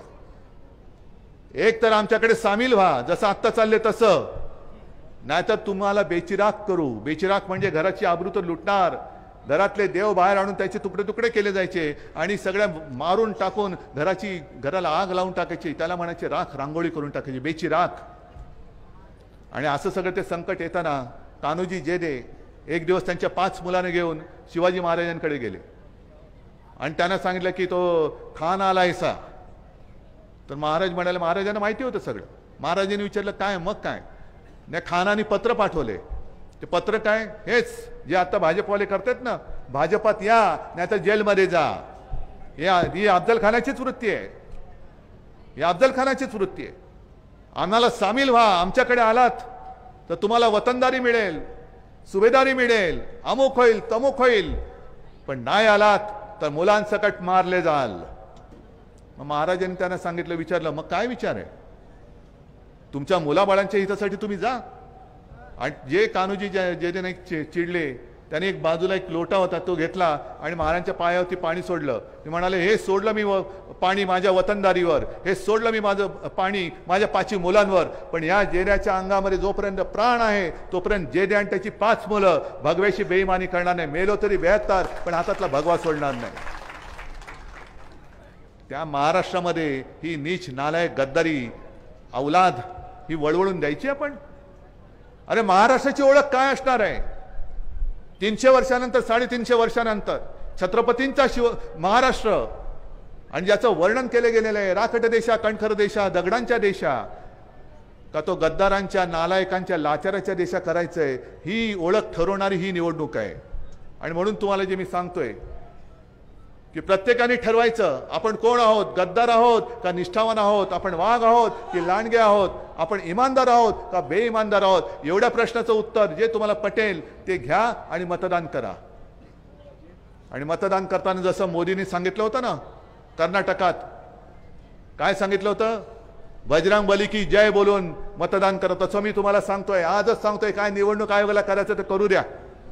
हर हर महादेव, जय भवानी, जय शिवाजी असं करून या हुकुमशाहीला गाडून टाका. आणि ते गाडल्यानंतर छत्रपती शिवाजी महाराजांना अभिमान वाटेल असा माझा महाराष्ट्र हा देशाला दिशा दाखवल्याशिवाय राहणार नाही, हा विश्वास व्यक्त करतो आणि आपली रजा घेतो. जय हिंद, जय महाराष्ट्र. यानंतर कृषी उत्पन्न बाजार समितीचे संचालक सन्माननीय बाळासाहेब पाटील यांचा शिवसेनेमध्ये प्रवेश होतोय. त्याचबरोबर विठ्ठल साळुंके यांचाही प्रवेश.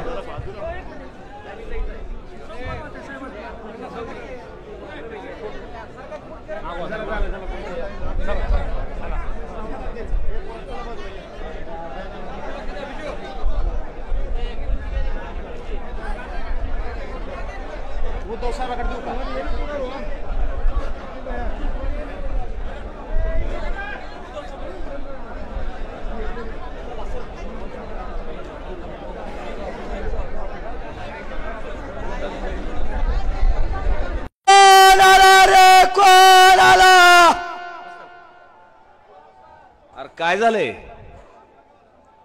आवाज येईना काय? ओ कोण आला रे? कोण आला? अजूनही ना कळम सारखा.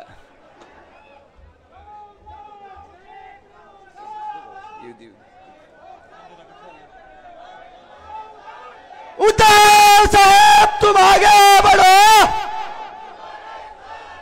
उद्धव साहेब तुम आगे बढ़ो. अरे कौन आला रे? कौन आला? अरे कौन आला रे? कौन आला? उद्धव साहेब तुम आगे बढ़ो. उद्धव साहेब तुम आगे बढ़ो. कौन आला रे? कौन आला? कौन आला रे? कौन आला? उद्धव साहेब तुम आगे बढ़ो. उद्धव साहेब तुम आगे बढ़ो. अरे कौन आला रे? कौन आला? रे कौन आला रे? कौन आला? उद्धव साहेब तुम आगे बढ़ो.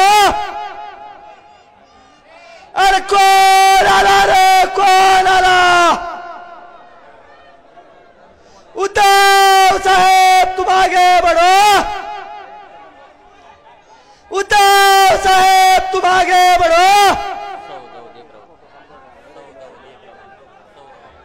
सावधान, सावधान. उद्धव साहेब तुम आगे बढ़ो. उद्धव साहेब तुम आगे बढ़ो. अरे कौन आला रे? कौन आला? अरे कौन आला रे? कौन आला? सावधान, सावधान.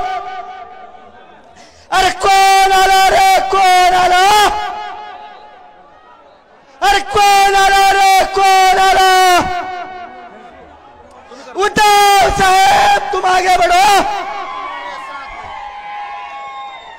सन्माननीय पक्षप्रमुख, आपल्या महाराष्ट्राचे खरेखुरे पालक, कुटुंब प्रमुख माननीय बाळासाहेबजी ठाकरे यांचे चिरंजीव सन्माननीय उद्धवसाहेब ठाकरे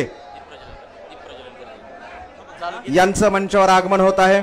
आपण सर्वांनी टाळ्यांच्या गजरात त्यांचं स्वागत करूया. महाराष्ट्र राज्याचे माजी मुख्यमंत्री तथा शिवसेना पक्षप्रमुख मंच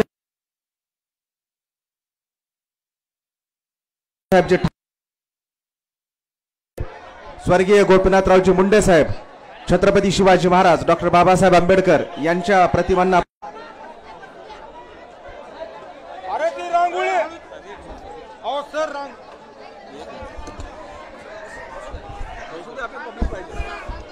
यानंतर कळंब तालुका शिवसेनेच्या वतीनं माननीय उद्धव साहेब ठाकरे यांचा सत्कार करण्यात येत आहे। कळंब तालुका शिवसेना प्रमुख तथा कळंब कृषी उत्पन्न बाजार सभापती सन्मान्य शिवाजीप्पा कापसे यांना सर्वांना मी विनंती करतो की त्यांनी सन्मान्य उद्धव साहेब ठाकरे यांचा सत्कार करावा।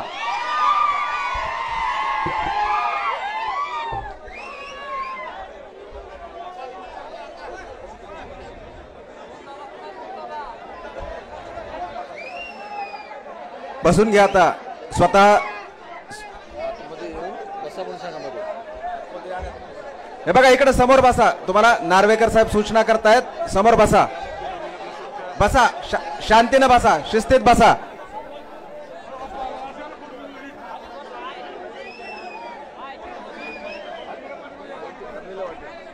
बसून घ्या समोर, बसा बसा, या इकडे समोर बसा, समोर बसा, बसून घ्या। थोडा उन्हाचा कडाका आहे, बसून घ्या, सहन करा। विजय असो, विजय असो। चला चला। यानंतर आमदार पाटील यांना विनंती करतो की त्यांनी आपल्याला संबोधित।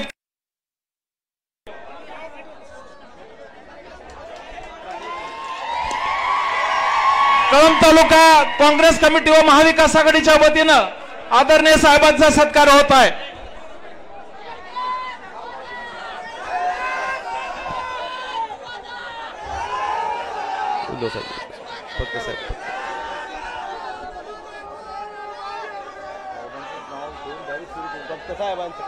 फक्त साहेब महाराष्ट्राचे जनतेच्या मनातील खरे मुख्यमंत्री आदरणीय आपले पक्षप्रमुख उद्धवजी ठाकरे साहेब, आदरणीय संजयजी राऊत साहेब, आपल्या जिल्ह्याचे लोकप्रिय खासदार आणि परमनंट खासदार आदरणीय ओमप्रकाश निंबाळकर साहेब, या ठिकाणी उपस्थित असलेले सर्व मान्यवर,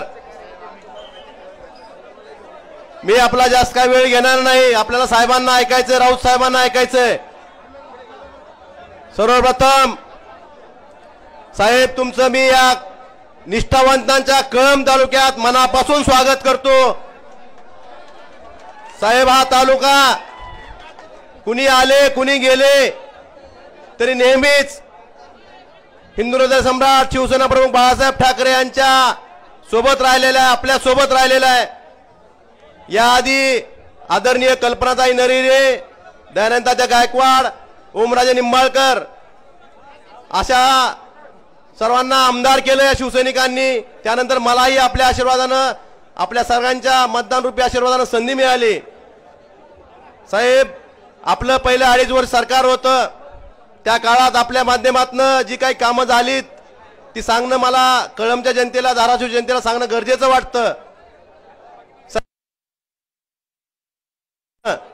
आमच्या बाजूला अंबेजोगाई तालुका आहे, त्या ठिकाणी अनेक वर्षापासून मेडिकल कॉलेज होतं, पण आपण धाराशिवचं शासकीय वैद्यकीय महाविद्यालय आपण मंजूर केलं। साहेब या वैद्यकीय महाविद्यालयाचा सुरुवातीचा निर्णय, कॅबिनेटचा निर्णय पब्लिक प्रायव्हेट पार्टनरशिप मध्ये झाला होता। मी खासदार साहेब आपल्याकडे आलो, तुम्हाला सांगितलं साहेब आमच्या लोक गरीब आहेत, आमची पेइंग कॅपॅसिटी नाही, आम्हाला हे वैद्यकीय महाविद्यालय शासकीय पाहिजे। आपण तुम्ही साहेब आमचा शिवसैनिकांचा, सर्वसामान्य एखाद्या आमदार खासदारांचा मान राखून कॅबिनेटचा डिसिजन बदलला आणि ते एक महाविद्यालय वैद्यकीय शासकीय वैद्यकीय महाविद्यालय केलं।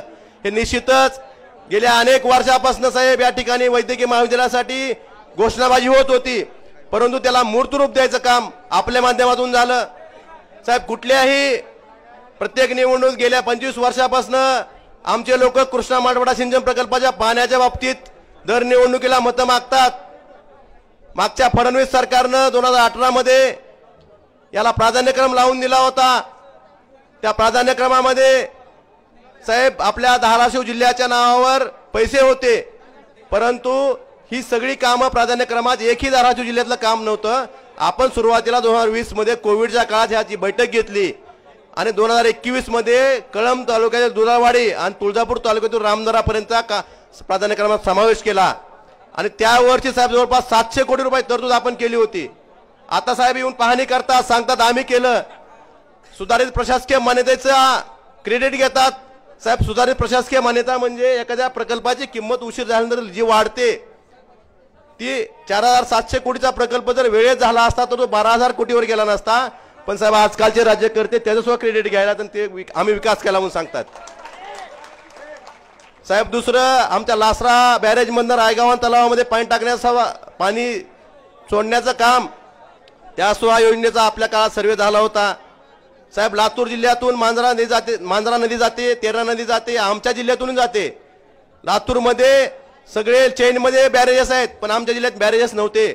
आपल्या सरकारच्या काळात आपले पालकमंत्री शंकरराव गडाख साहेबांच्या माध्यमातून आपण आपल्या धाराशिव जिल्ह्यातील मांजरा आणि तेरणा नदीवरल्या बॅरेजेसचा सर्वे केला होता. पण दुर्दैवाने साहेब सरकार बदललं आणि त्या कामाला स्थगिती दिली. साहेब मला आपल्याला सांगायचं आहे, आपण कळंबसाठी जे अतिरिक्त सत्र न्यायालय गेल्या कित्येक वर्षापासून या ठिकाणी इमारत बांधून तयार होती परंतु त्याला मंजुरी नव्हती, ती आपल्या सरकारच्या काळात आपण दिलेली आहे. अध्यक्ष महोदय सॉरी साहेब ते विधानसभेत बोलायचे साहेब.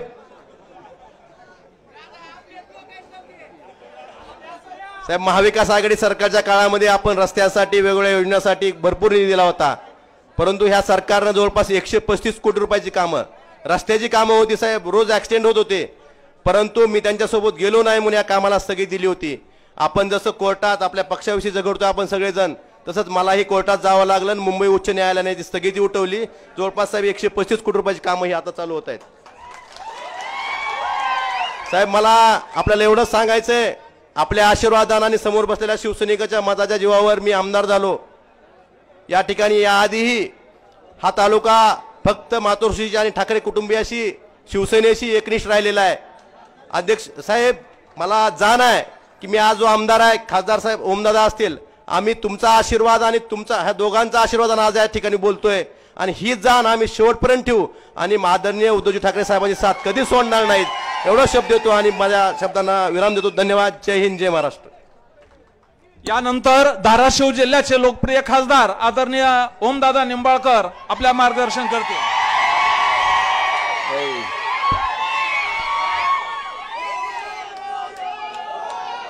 एवढ्या उन्हात जर एवढा उल्हास आहे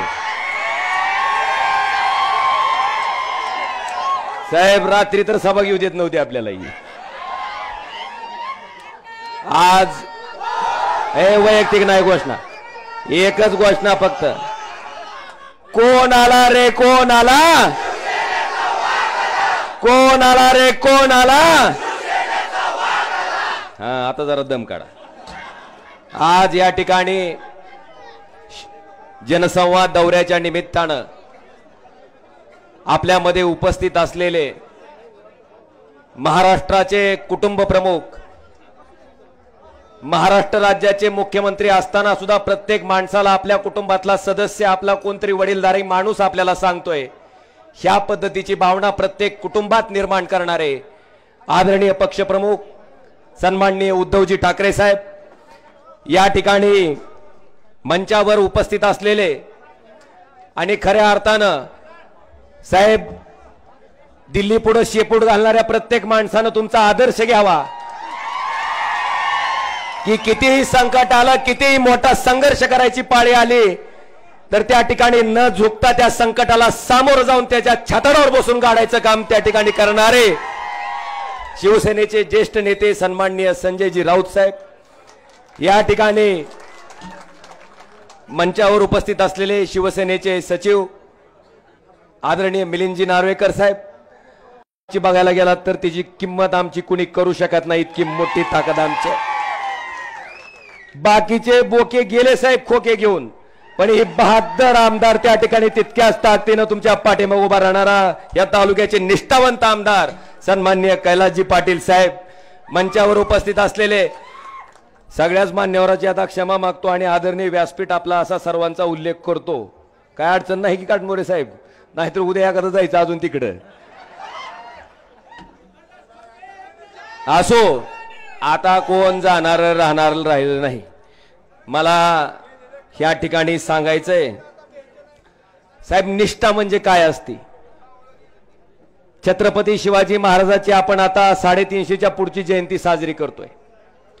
छत्रपती शिवाजी महाराजांची 350वी जयंती आपण त्या ठिकाणी साजरी करतोय. म्हणजे महाराजांना जन्म घेऊन 350 पेक्षा जास्त काळ गेलाय.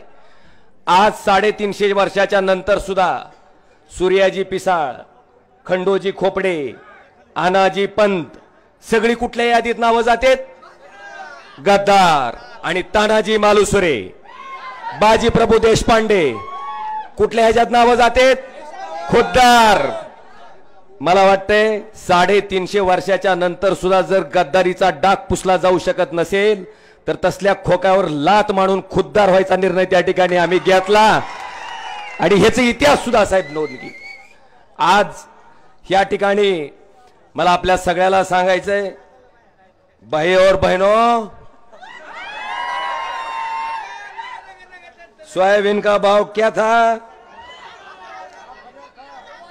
11,000 रुपए था.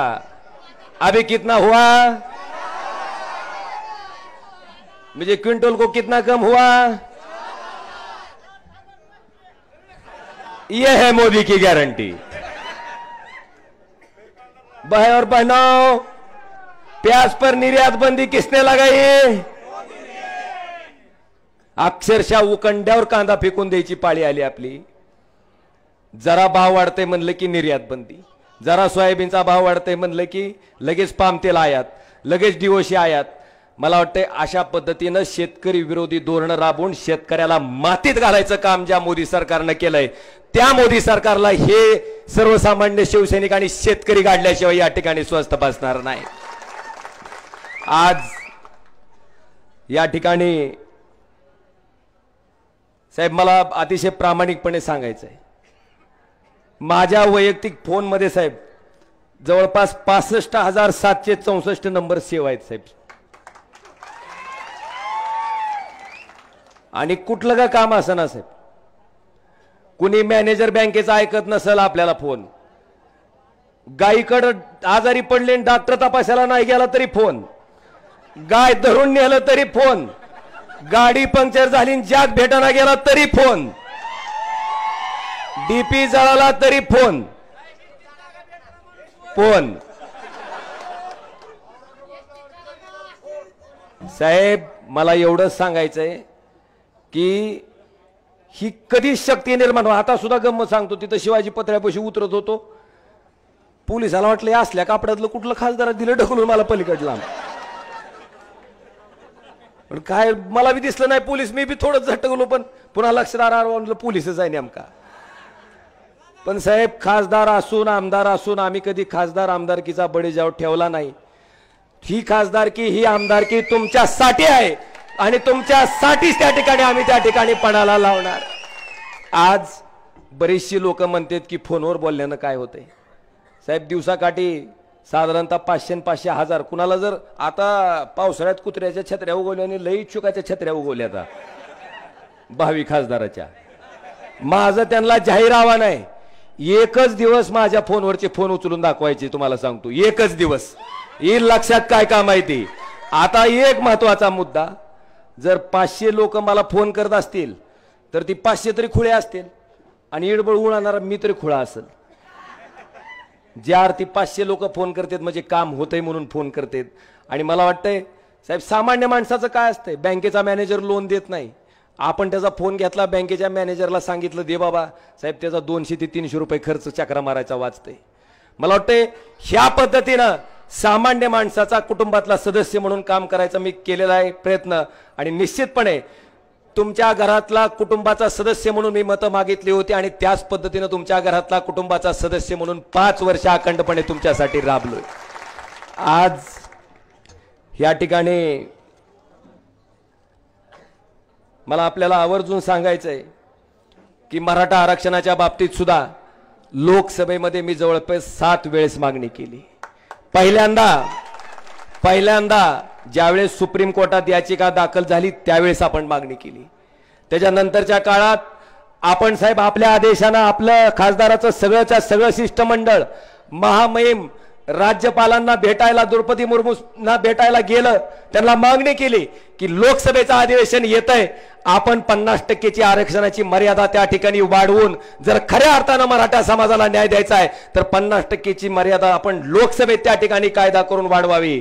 पण साहेब त्याला सुद्धा केराची टोपली दाखवली गेली आणि आता निवडणुकीपुरतं गाजर दाखवायचं काम हे राज्य सरकार करतंय. मला वाटतंय ते दाखवलेलं गाजर त्याच पद्धतीनं त्यांना सुद्धा तुम्ही दाखवल्याशिवाय स्वस्त बसणार नाही, ही सुद्धा मला त्या ठिकाणी खात्री आहे. आज मला तुम्हाला विचारायचंय, उस्मानाबादचं धाराशिव नाव कोणी केलं र? ए कडपोस्तूर मागच्या कोणी केलं र? साहेब धाराशिवचं शासकीय वैद्यकीय महाविद्यालय, उस्मानाबादचं धाराशिव नाव व्हावं, ज्याला हिंदुहृदय सम्राट शिवसेना प्रमुख बाळासाहेब ठाकरेंनी नेहमी धाराशिव म्हणून संबोधलं, ते राष्ट्रवादी आणि काँग्रेसला सोबत घेऊन करायचं महापराक्रमी काम जर कोणी केलं असेल तरी उद्धवजी ठाकरे साहेब आपण त्या ठिकाणी केलेलं आहे. आणि निश्चितपणे आता मला तुम्हाला सगळ्याला विचारायचंय, थांब घेतो यार, अण्णाच्या नावाशिवाय तर शिवसेना होऊ शकत नाही. साहेब नरसिंग अण्णा जाधव म्हणून या ठिकाणी जुने जिल्हा प्रमुख होते, ज्या माणसानं शिवसेनेचं रोपटं बाळासाहेबांच्या आशीर्वादाने या ठिकाणी लावलं आणि आपण बघताय साहेब त्या रोपट्याचा एवढा मोठा वटवृक्ष झालेला आपल्या सगळ्याच्या समोर या ठिकाणी दिसतोय. आणि म्हणून आपाबी आहेत र सगळी, आता सगळ्याची नावं घेऊन भाषण करू का नको? थांब की जरा, तू लय बीज कला वड्या उन्हात ताप लाव तुम्ही खरं. आता मला तुम्ही सांगा, आपल्या सगळ्या ह्याच्यामध्ये काय चाललंय सध्या?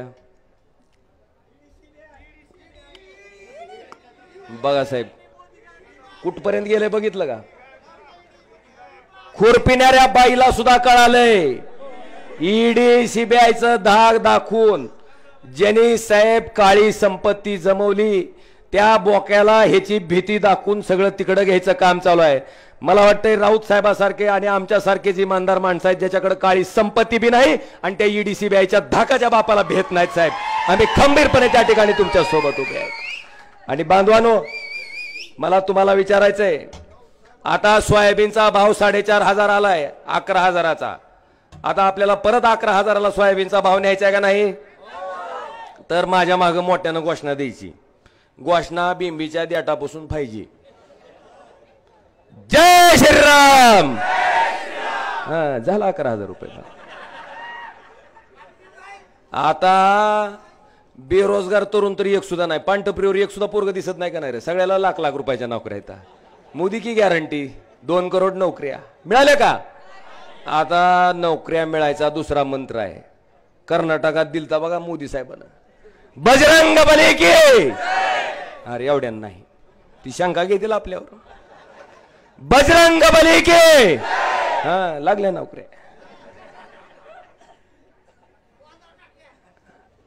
अरे हिंदुत्वाचं सर्टिफिकेट बाळासाहेब ठाकरेच्या शिवसैनिकाला असल्या फुडतूस लोकांनी द्यायची गरज नाही. आम्ही हिंदू आहोत, आम्हाला सांगायची गरज नाही तुझी. पण पोटात आग पडलेले असताना, शेतकरी मारला जात असताना, आत्महत्या करत असताना, तरुण युवक बेरोजगार असताना त्याच्या प्रश्नाकडे आपण लक्ष वेधलं तर आपल्याला काय म्हणते कळालं का नाही गणित? बांधवानो ह्याच्या बाबतीत आता जागरूक व्हा. विषय असंख्य आहेत, बरेचसे विषय आता ह्या ठिकाणी बोलण्यासारखे आहेत. आज आपल्या सगळ्याच्या माध्यमातून लाचारी पत्करलेली आहे. अरे किमान तुम्हाला मदत करता येत नसेल विरोध तरी करू नका बरं, एवढं तरी भान बाळगा, एवढं तरी भान बाळगा म्हणा. आज जेव्हा मराठा समाजाचा सामान्य कुटुंबातली लोक साहेब आपण बघितलं असेल, अनेक शेतकरी, असंख्य शेतकरी साहेब आत्महत्या करतात. पूर्वी 10 एकर जमीन होती, 10ची 5 झाली, 5ची 2.5 झाली, आता गुंट्यावर आलेली आहे. अतिशय दयनीय परिस्थिती आहे. त्या माझ्या बांधवाला आरक्षण मिळावी ही रास्त मागणी त्या ठिकाणी आहे आणि आपण नेहमी साहेब त्याच्या बाजूने त्या ठिकाणी उभे राहिलेला आहात. कायदेशीर काय करणं गरजेचं आहे हे आपण सरकारला सांगतोय, पण सरकार लोकांना खेळवण्यासाठी काय गरजेचं आहे तेवढं काम करतंय. आता हे गद्दारीतनं तयार झालेलं सरकार येणाऱ्या 2024ला गाडल्याशिवाय आपण स्वस्थ बसणार. आणि एक सांगतो, आता काय अडचण वाटते का आपल्याला साहेब? मी आणि कैलास दादा इतकं माणसात असतो, सेल्फी काढणाऱ्या माणसाने जरी मतदान टाकलं तरी माझं 6 लाखाच्या पुढे जाईल साहेब.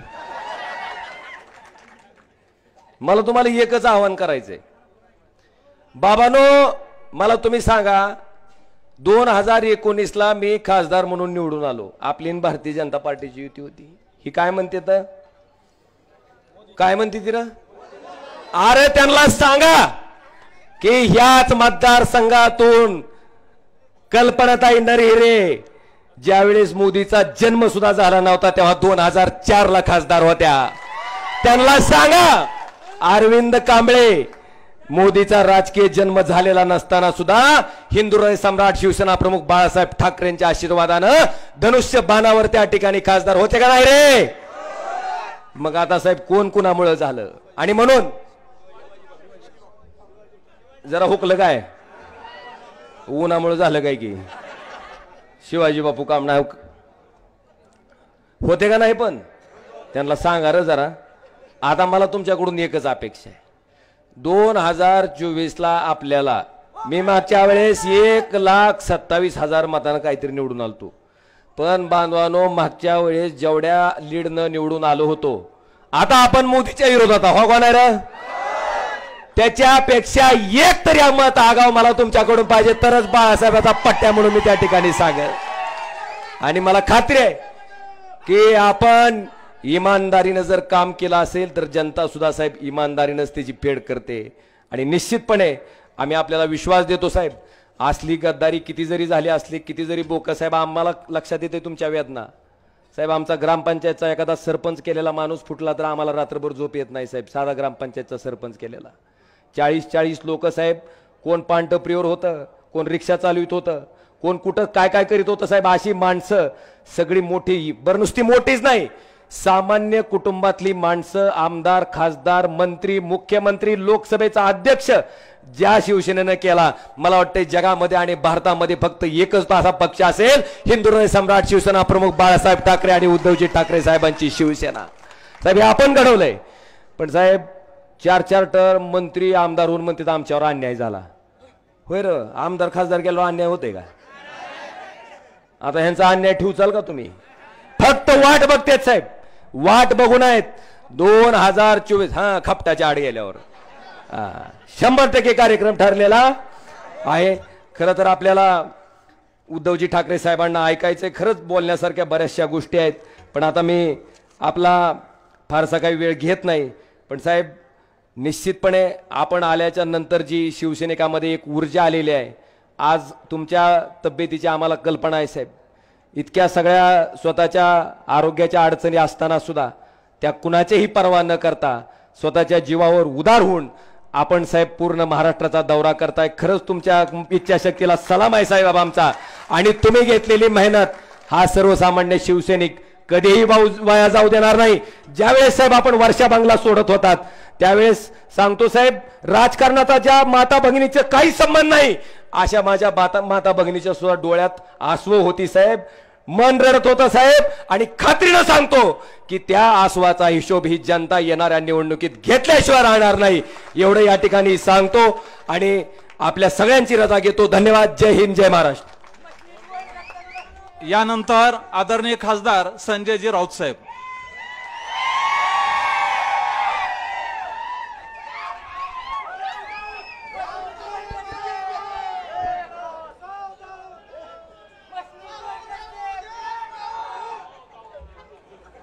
अध्यक्ष महोदय, अध्यक्ष महोदय, बोलण्यासारखं खूप होतं पण ओमराजे सगळं बोलून गेले. सन्माननीय शिवसेना पक्षप्रमुख उद्धवजी ठाकरे,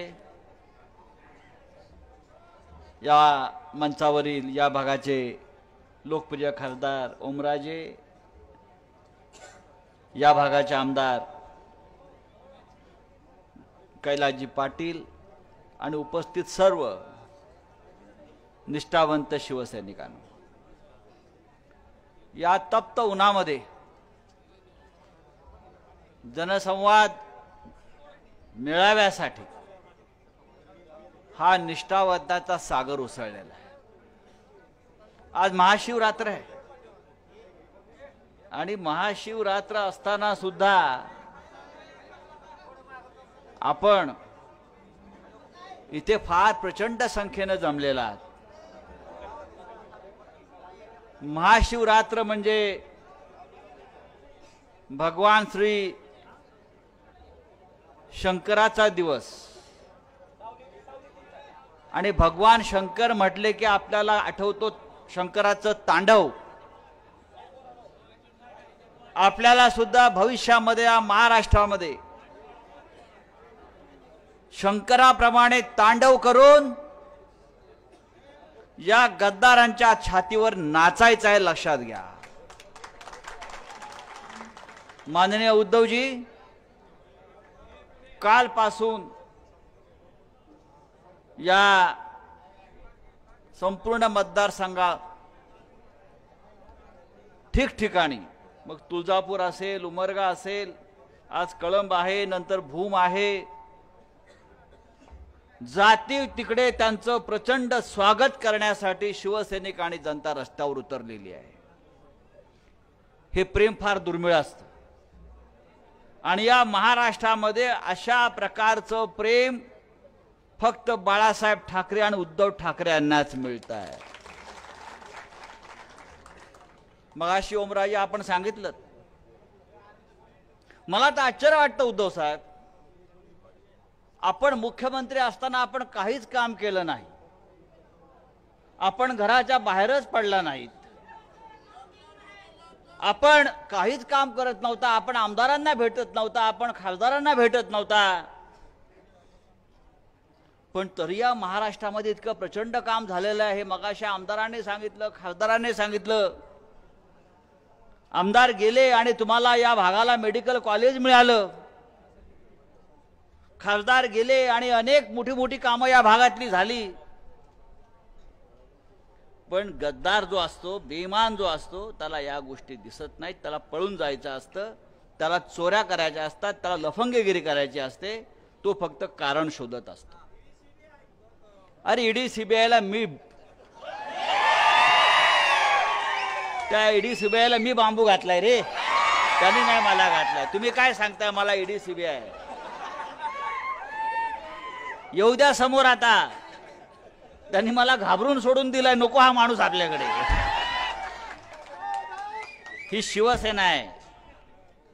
हे पळपुटे गेले पळून, हा डरपोक. पण इथे ओम आहेत, इथे कैलास आहेत, का त्यांच्यावर दबाव नव्हता? त्यांचा ओके पॅटर्न आहे, तुमचा एकदम ओके. ओके पॅटर्न नाहीये. ओके बरोबर. ओम आणि कैलास हा ओके पॅटर्न, यांचा okay pattern. Om and Kailas हा ओके पॅटर्न, बरं का. आणि हा ओके पॅटर्न शिवसेनेला सत्तेवर परत महाराष्ट्रात आणल्याशिवाय राहणार नाही. अरे निष्ठावंतांची फौज आहे. हे 5-25 गेले असतील पळपुटे डरपोक, पण हे सगळे ढाणे वाघ या महाराष्ट्राच्या कानाकोपऱ्यात, गावागावात. फडणवीस अनाजी पंताकडे जावं, त्यांनी अजितदादा पवारकडे जावं, त्यांनी तो कोण नरेंद्र मोदीकडे जावं, आणि जे मर्द आहेत त्यांनी शिवसेनेत राहावं, बाळासाहेब ठाकरेंच्या शिवसेनेत राहावं आणि हा महाराष्ट्र आणि हा देश घडवावा. आपण सगळे मर्द आहात. आपण ठामपणे शिवसेनेच्या मागे उभे आहात. आणि मला खात्री आहे, ज्या हिमतीनं उद्धव ठाकरे साहेब लढाईला उभे राहिलेले आहेत, तुम्ही जय श्रीराम म्हणा, तुम्हाला मतं मिळणार नाहीत. तुम्ही अजून मंदिरांचे उद्घाटन करा, तुम्हाला मतं मिळणार नाहीत. तुम्हाला माहिती आहे अयोध्येत रामाचं मंदिर झालं. शिवसेना नसती तर अयोध्येत रामाचं मंदिर उभं राहिलं असतं का? शौर्य कोणी गाजवलं? कोणी केलं? शिवसेनेने केलं.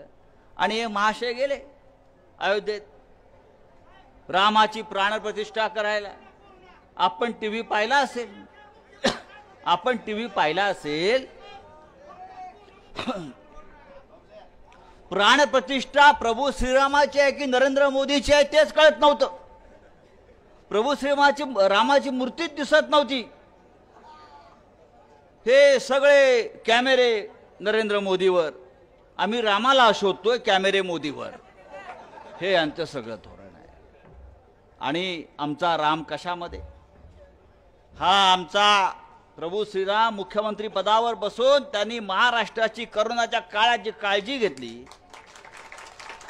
एक कुटुंब प्रमुख म्हणून, आपला भाऊ म्हणून, आमचा मुलगा म्हणून, बरं का, सगळ्या नात्यानं कुटुंब प्रमुख म्हणून हा महाराष्ट्र उद्धवजीने वाचवला. करोनाच्या काळामध्ये आपल्याला माहीत असेल, त्या उत्तर प्रदेशमध्ये गंगेमध्ये रोज शेकडो पर्यंत टाकली जात होती. उपचार नाहीत, इस्पितळं नाहीत, औषधं नाहीत. आणि महाराष्ट्रामध्ये रोज उद्धव ठाकरे सकाळी उठल्यापासून मुख्यमंत्री पदाच्या त्यांच्या कार्यालयातून गावागावातल्या स्थितीचं ते माहिती घेत होते आणि आपल्या कुटुंबाचे प्राण वाचवत होते. आणि अशा या सत्यवान माणसाला, पवित्र माणसाला सोडून हे 40 गद्दार गेले आहेत. त्यांना जनता आणि देव सुद्धा माफ करणार नाही, लक्षात घ्या. मला खात्री आहे महाराष्ट्राची जाणीव ठेवेल. महाराष्ट्र बेईमान नाही. महाराष्ट्र छत्रपती शिवाजी महाराजांचा आहे. आणि छत्रपती शिवाजी महाराजांचं आपण नाव घेतो तेव्हा डॉक्टर बाबासाहेब आंबेडकरांचं संविधान या देशामध्ये आहे. अजून काय काय राहिलंय? हा, तर या सगळ्यांचं या महाराष्ट्रामध्ये फार मोठं योगदान आहे. उद्धव ठाकरे पुन्हा एकदा या महाराष्ट्राचं देशाचं नेतृत्व करतील अशा प्रकारचं वातावरण आपण सगळ्यांनी निर्माण केलेलं आहे. आणि ओके पॅटर्न तर आहे ज्या भागामध्ये. आता संपूर्ण राज्यामध्ये आम्ही ओके पॅटर्न घेऊन जाऊ आणि हमारा ओके गद्दारों को ठोके. जय हिंद, जय महाराष्ट्र. यानंतर काही प्रवेश होणार आहेत.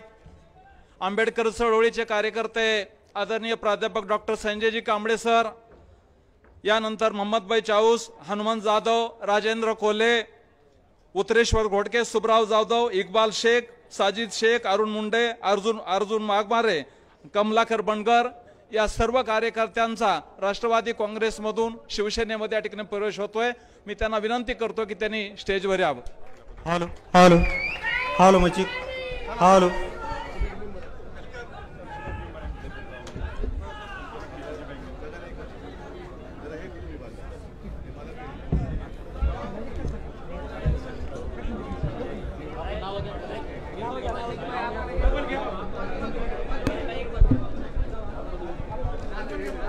माननीय डॉक्टर संजयजी कांबळे सर, यानंतर राजेंद्रजी कोल्हे, बाळासाहेब पाटील, मोहम्मद चाऊस, हनुमंत जाधव, उत्तरेश्वर घोडके, सुब्राव जाधव, इक्बाल शेख, साजिद शेख, अरुण मुंडे, अर्जुन वाघमारे, कमलाकर बनकर, रमेश पवार, अशोक रोकडे या सर्वांचा या ठिकाणी उद्धव बाळासाहेब ठाकरे या शिवसेनेमध्ये प्रवेश होतोय.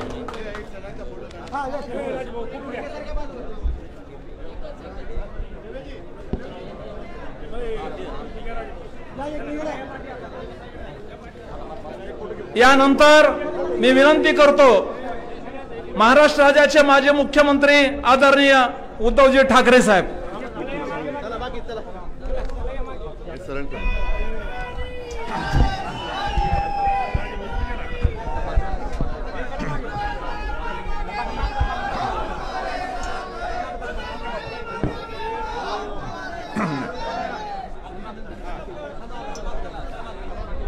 जमलेल्या माझ्या तमाम हिंदू बांधवांनो, भगिनींनो आणि मातांनो,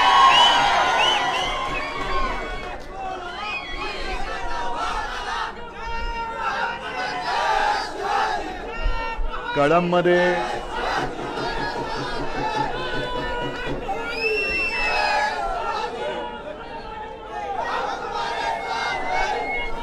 मी भाषण करण्याची गरज आहे काय? हे दोन्ही वाघ कुठे गेले? ओमराजे, कैलास या इकडे. तिकडे हे दोन वाघ आहेत माझे.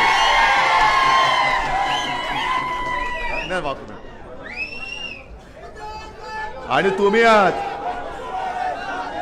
त्याच्यामुळे मला वाटतं चॅनलवरती लाईव्ह दाखवत असाल. दाखवताय काय रे?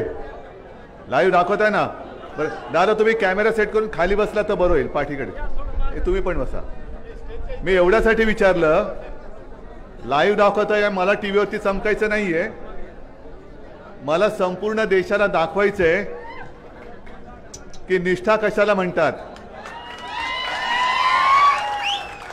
आणि वाघ कोणाला म्हणायचं. ही लढाई जी आता होते आहे ती लोकसभेची आणि विधानसभेची, ही लढाई नुसती पक्षांची नाहीये. ही वाघ विरुद्ध लांडगे. तुम्ही कोण आहात? बेईमानी विरुद्ध इमानदार. तुम्ही कोण आहात? गद्दार विरुद्ध निष्ठावान. तुम्ही कोण आहात? हे संपूर्ण महाराष्ट्राने ठरवायचंय की मी गद्दार आहे की मी निष्ठावान आहे, मी वाघ आहे की मी लांडगा आहे, मी इमानदार आहे की मी बेईमानी करणार आहे. आणि ही गद्दारी, ही बेईमानी, ही उद्धव ठाकरेशी नाही, शिवसेनेशी नाही, तर ती छत्रपती शिवाजी महाराजांच्या महाराष्ट्राशी तुम्ही करणार आहात. तुम्ही म्हणजे जे आपल्यात येणार नाहीत ते मी म्हणतोय, जे इमानदारीच्या बाजूने राहणार नाहीत त्यांच्याबद्दल मी म्हणतोय. आज महाशिवरात्र आहे आणि महिला दिन पण आहे. हॉटेलमधनं निघताना तिन्ही पक्षाचे, चारही पक्षाचे, पाचही पक्षाचे म्हणजे शिवसेना, काँग्रेस, राष्ट्रवादी, वंचित, आम आदमी पार्टी, सगळेच नेते आले होते, कार्यकर्ते आले होते आणि महिलाही आल्या होत्या. दोन शब्द बोलावे लागतातच. मी बोलताना म्हटलं की महिला दिनाच्या शुभेच्छा आम्ही खरं कोणत्या तोंडाने द्यायच्या? कारण मणिपूरमध्ये जे काय घडलंय ते आता बोलूही शकत नाही. आपल्या पदक विजेत्या महिला कुस्तीगीर, त्यांनी न्यायासाठी टाहो फोडला, त्यांची दखल कोणी घेतली नाही. अनेक ठिकाणी आजही महिलांवरती अत्याचार होत आहेत आणि आम्ही आपल्या तुम्हाला कोरड्या आपल्या शब्दात शुभेच्छा द्यायच्या. महिला दिनाच्या शुभेच्छा म्हणजे काय दिलं नेमकं मी? काय त्यातनं आम्हाला तरी काय मिळते आणि तुम्हाला तरी काय मिळते? म्हणून मी आज केवळ राज्यातल्याच नव्हे तर तमाम आपल्या देशातल्या तमाम माझ्या माता भगिनींना हात जोडून विनंती करतोय. काल तुळजाभवानीचं मी दर्शन घेतलं. योगायोगाने इथे येताना कालीमातेचं मंदिर आहे. मी महिलांना आज विनंती करतोय हात जोडून, आम्ही संघर्षाला उतरलोय. जगामध्ये एकमेव देश आपला असा आहे की जिला आपण आपली माता मानतो, भारत माता. महिला दिनाच्या शुभेच्छा जर द्यायच्या असतील तर भारत मातेला दिल्या पाहिजेत. आणि त्या शुभेच्छा देताना आपण सगळ्यांनी आणि विशेष करून महिला माता भगिनींनी, आता तुम्ही नुसत्या शुभेच्छा घेऊ नका, तुम्ही आता महिषासूर मर्दिनीचं रूप धारण करा, तुम्ही काली मातेचं रूप धारण करा. आणि जो हुकुमशाह, जी हुकुमशाही माझ्या भारत मातेला गिळायला निघाले, त्या हुकुमशाह सुराचा, नवीन महिषासूर असतो तसा हुकुमशाह सूर, त्याला खतम करा. तर आणि तरच महिला दिनाच्या काहीतरी शुभेच्छा आपण एकमेकाला, म्हणजे आम्ही भाऊ म्हणून तुम्हाला आणि तुम्ही माता भगिनी म्हणून आम्हाला आशीर्वाद तुम्ही देऊ शकाल. नाहीतर काय उपयोग आहे त्याचा? जसं ओमराजे तुम्ही बोलत होतात, कैलास तुम्ही बोलत होतात, आणि कैलास तुम्ही तुमची आता मस्करी नाही करत, पण अध्यक्ष महोदय ही बोलायची सवय सोडू नका, कारण उद्या पण तुम्हाला ते बोलायचंच आहे, वर्षानुवर्ष बोलायचं आहे. आणि ओमराजे तुम्ही सुद्धा उद्या तर आपलंच सरकार दिल्लीमध्ये येत आहे, येणारच, आणणारच. आणावंच लागेल. कारण तुम्हाला आता तुम्ही ओमराजे काय करतायत, कैलास भाऊ काय करतोय तुम्हाला माहिती आहे. अगदी समाजाचे विषय असतील, शेतकऱ्याचे विषय असतील, एक तरी मला सांगा, गद्दार तर सोडूनच ते गद्दारच आहेत, पण जे त्यांचे मंत्री, अगदी मी नाव घेऊन बोलायचं तर भारतीय जनता पक्षाचे मंत्री जे महाराष्ट्रातून तिकडे गेलेले आहेत, त्यांनी कधीतरी समाजाबद्दल, जसं आरक्षणाबद्दल आपला ओमराजे बोललाय तिकडे, तसं आणि शेतकऱ्यांबद्दल कधीतरी मोदींच्या समोर तोंडाची म्हणजे दातखिळ उचकटून त्यांनी काय बोललेत का? ते काय म्हणून आम्ही तुम्हाला पुन्हा निवडून द्यायचं? गेल्या वेळेला युती होती, ठीक आहे, म्हणजे आज ते त्यांनी एक नवीन सुरू केलंय की हा उद्धव ठाकरे हा पक्षप्रमुखच नाही. हे कशाला जमलेत माझ्याकडे? काय आहे? जा अमित शहाना विचारा, काल परवाकडे येऊन गेले, बोलवा त्यांना इकडे. आणि इथे मुलं बाळे बसले तिथपासून अगदी माझ्या आजोबांच्या वयाचे सुद्धा कोण असतील त्यांना विचारा, शिवसेना कोणाची आणि पक्षप्रमुख कोण, विचारा. पण ज्या गृहमंत्र्याला, देशाच्या गृहमंत्र्याला छत्रपती संभाजीनगर आणि धाराशिव हे नामांतर कोणी केलं हे माहिती नाही, ते म्हणे आम्ही केलं. 10 वर्ष आम्ही तुमच्या सोबत होतो. देवेंद्र फडणवीस मुख्यमंत्री होते तेव्हाही आम्ही तुमच्या सोबत होतो. का नाही केलं तेव्हा तुम्ही नामांतर? पण हा असा गृहमंत्री ज्याला घरामध्ये काय चालले ते माहिती नाही आणि त्या आम्हाला संपवायला निघालेत. अरे भाऊ थांब जरा, उचात नको येऊ, जरा थांब, जरा जरा जरा जरा जरा जरा ठीक आहे, जरा थांब एकदम. अरे थांब जरा, जरा थांब, जरा थांब. तुम्ही बोलताना मध्ये बोलू नका, मग मला जे बोलायचं ते मध्ये तुटेल. ते ज्या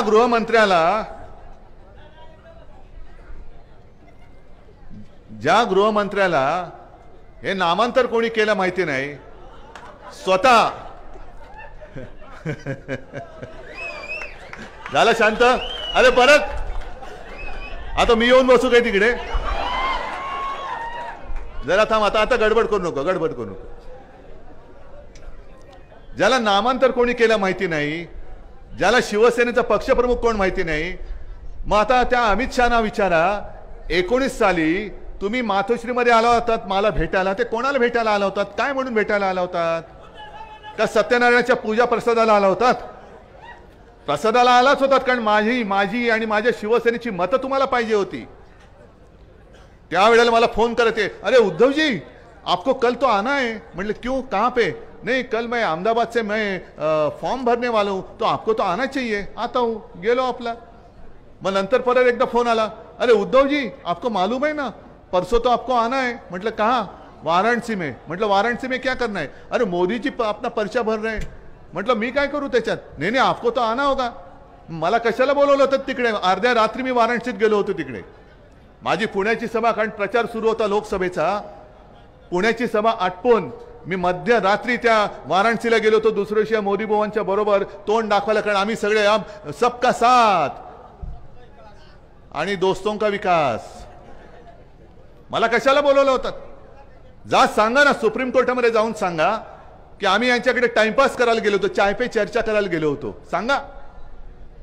जर तुमचा स्वतःचा फॉर्म भरायला उद्धव ठाकरे पाहिजे होता, मोदींचा फॉर्म भरायला उद्धव ठाकरे पाहिजे होता, कारण तो शिवसेनेचा पक्षप्रमुख. होय मी आहेच, आणि ही शिवसेना आणि ही सगळी संपत्ती माझी वडिलोपार्जित आहे. शहा तुमचा अधिकार नाहीये. तुम्ही माझे, ह्या लोकांनी मोठे केलेले, म्हणजे इथे आमदार आणि खासदार माझेच आहेत आणि माझेच राहणार आहेत. पण आता याच्या पुढे जाणार तिकडे एक तो खेकडा त्यांनी घेतलाय. पण इथं तुम्ही आमदार चोरले असाल, खासदार चोरले असाल, खोक्यांमध्ये बसवला असाल, पण माझी ही संपत्ती कशी चोराल तुम्ही? या ना यांच्या समोर येऊन बोलून दाखवा. आणि मी त्या नार्वेकरांना सुद्धा सांगतोय, त्या लबाडाला, होय लबाडच आहे तो, आता निवडणूक लढतोय म्हणतोय भाजपकडनं. मग मला सांगा, बंगालमध्ये एका न्यायमूर्तींनी राजीनामा दिला, गंगोपाध्याय. आले कानावर तुमच्या? आले ना? अरे हो की नाही? नाही नसेल तर नाही सांगा, मी सांगतो. बंगालमध्ये आता निवडणुकीच्या तोंडावरती एक ते गंगोपाध्याय म्हणून न्यायमूर्ती होते, त्यांनी 4 दिवसापूर्वी राजीनामा दिला आणि भारतीय जनता पक्षात प्रवेश करून आता ते लोकसभेची निवडणूक लढतायत. आणि मग आज सामनामध्ये अग्रलेख आहे, काल सुद्धा लोकसत्तेत अग्रलेख होता. काल लोकसत्तेच्या अग्रलेखाचं नाव शीर्षक होतं न्याय देवता बाटली आणि आज सामनामध्ये दिलेलं आहे. हे महोदय ज्या वेळेला न्यायमूर्ती होते तेव्हा असे त्यांनी काही निर्णय दिलेत की ज्या तृणमूल काँग्रेसच्या विरोधात त्यांनी निर्णय दिलेले आहेत. आज ते जे बाहेर पडलेत ते तृणमूल काँग्रेसवरती आगपाखड करतायत. मग तुम्ही त्या खुर्चीमध्ये बसला होता, त्या खुर्चीचं पावित्र्य तुम्ही राखलं होतं हे कशावरून? कारण तेच गंगोपाध्याय सांगतायत की भारतीय जनता पक्ष माझ्या संपर्कात होता आणि मी देखील त्यांच्या संपर्कात होतो. म्हणजे न्यायमूर्ती एखादा निवृत्त झाल्यानंतर त्याला राज्यसभा देणं किंवा राज्यपाल देणं हे चोरी चोरी छुपे छुपे चालत होतं. पण आज उघडपणाने न्यायदानामध्ये सुद्धा जर भाजपची ही काळी मांजरं बसली असतील तिकडे तर आम्ही न्याय मागणार कोणाकडे? आणि तसंच हे जे नार्वेकर, आज मी त्यांना आरोपच करतोय की तुम्हाला लोकसभेची उमेदवारी देण्याची लालूच दाखवून तुम्ही माझ्या शिवसेनेच्या विरोधात तुम्हाला निर्णय द्यायला लावला, हा माझा आरोप आहे. कारण सर्वोच्च न्यायालयाने काल म्हटलेलं आहे की तुम्ही म्हणजे त्या लवाद्यांनी जो काही निकाल दिलेला आहे, निर्णय दिलेला आहे, तो सर्वोच्च न्यायालयाच्या निर्णयाच्या विरुद्ध वाटत नाही काय, हा सर्वोच्च न्यायालयाचा प्रश्न आहे. पण हे एवढे निर्लज्ज आहेत. भाजप काय, मिंधे काय, दुसरे ते गेलेले 70,000 कोटी वालेले या ठिकाणी आणि त्या ठिकाणी हे गेले तिकडे. पण निर्लज्जम सरासुकी. आता ओमराजे तुम्ही जे सांगितलं की जेव्हा माझ्या लक्षात आलं की ही सगळी माणसं आपली जी होती ज्यांना खरोखर आहे, काही जणांना मी माझ्या लहानपणापासून बघत आलेलो आहे, काही जणांना त्यांच्या लहानपणापासून बघत आलेलो आहे. शिवसेना प्रमुखांनी त्यांना भरभरून दिलं, आम्ही त्यांना भरभरून दिलं, घरातली कुटुंबियांसारखे त्यांच्याशी मी वागलो. अगदी आदित्य काय, तेजस काय, त्यांना सुद्धा काका काका म्हणून बोलत होते. आम्हाला एक तो धक्का होता की अरे आपल्या घरातला माणूस एवढा उलटा फिरू शकतो, एवढा उलटा फिरतो, आणखीन मी काय देऊ? एक गोष्ट खरी आहे की माझ्या मनात कधी मुख्यमंत्री पद नव्हतंच, पण परिस्थिती अशी निर्माण झाली की भारतीय जनता पक्षाने आपल्याला दगा दिला, पाठीत वार केला. आणि होय केलाच. मी काल तुळजाभवानीची शपथ घेऊन सांगितलेलं आहे की मी तुळजाभवानीची शपथ घेऊन सांगतो, अमित शहानी हिंदू हृदय सम्राट बाळासाहेबांच्या खोलीत जिथे आम्ही त्याला मंदिर मानतो त्या खोलीमध्ये मला हा शब्द दिला होता आणि त्याच्यानंतर त्यांनी तो शब्द नाकारलेला आहे. आणि त्यांनी दगा दिल्यानंतर, कारण मी बाळासाहेबांना वचन दिलं होतं, मी प्रत्येक वेळेला सांगतो की हिंदू हृदय सम्राट शिवसेना प्रमुख ही ओळख तर मला आहेच, जगाला त्यांची ओळख ती आहेच. पण पहिल्यांदा मी जेव्हा हिंदू हृदय सम्राटांना पाहिलं तेव्हा हिंदू हृदय सम्राट म्हणून नाही पाहिलं, माझे वडील म्हणून त्यांना मी पाहिलेलं आहे. आणि एक माझं पुत्र कर्तव्य म्हणून मी त्यांना सांगितलं होतं त्या शेवटच्या काळामध्ये. कारण मी पुत्र म्हणून जबाबदारी घेतली हे मला सांगायचं होतं. मी त्यांच्या हातात हात घेऊन सांगितलं होतं की तुम्ही काळजी करू नका, एक ना एक दिवस आपल्या शिवसेनेचा मी मुख्यमंत्री करून दाखवेन. मी मुख्यमंत्री होईन माझं वचन नव्हतं, त्याच्यामुळे माझं वचन अजूनही अपूर्णच आहे. मला शिवसेनेचा मुख्यमंत्री पुन्हा करायचाच आहे, कारण माझं वचन मी बाळासाहेबांनी दिलेलं आहे. आणि ते वचन मला असं वाटलं होतं की तेव्हा भाजप पूर्ण करेल, त्यांनी तर नालायकपणा केला. आता हे वचन पूर्ण करण्याची जबाबदारी मी तुमच्यावरती सोपवतोय. आणि कसे वागतात हे तुम्हाला कल्पना आहे. अगदी आता त्यांच्या समोर गेलेले आहेत बच्चू कडूपासून सगळे हे सांगतायत भाजप जो आहे तो वापरा आणि फेकून द्या, गरज असेल तेव्हा वापरायचं, गरज होती तेव्हा मातोश्री, आणि निवडून आल्यानंतर संपवायला निघाले. बरं काल सुद्धा मी बोललो होतो, अजूनही त्याच्यावरती त्यांच्याकडनं उत्तर नाही आलं. मोदीजींचं नाव जाहीर झालं, अमित शहाचं नाव जाहीर झालं उमेदवारीसाठी, बेहिशोबी संपत्ती गोळा केली म्हणून आरोप झालेल्या कृपाशंकरचं नाव झालं जाहीर, पण गडकरींचं नाव नाही जाहीर झालेलं. पंकजाताई मुंडेचं काय करणार आहे मला माहिती नाहीये, पण गोपीनाथ मुंडे, होय गोपीनाथ मुंडे आणि प्रमोद महाजन हे सुद्धा आम्हाला ठाकरे कुटुंबियांसारखे होते, आमचे कुटुंबीय होते. म्हणजे मोदीजी तुमचं आणि अमित शहाचं नाव म्हणजे अशा नावाच्या कोण व्यक्ती या देशात आहेत आणि भाजपात आहेत हे सुद्धा आम्हाला माहित नव्हतं. त्यावेळेपासून आम्ही प्रमोद महाजन आणि गोपीनाथजी मुंडे यांना ओळखतो आणि त्यांच्या कुटुंबियांचं आमचं नातं हे त्याही वेळेला होतं. आज सुद्धा मी ते मानतो आणि म्हणून तुमच्या लक्षात असेल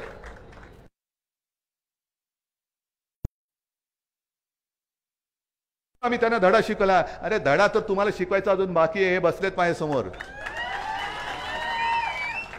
पण 19 साली तुम्ही मोदींचे फोटो लावून निवडून आलात,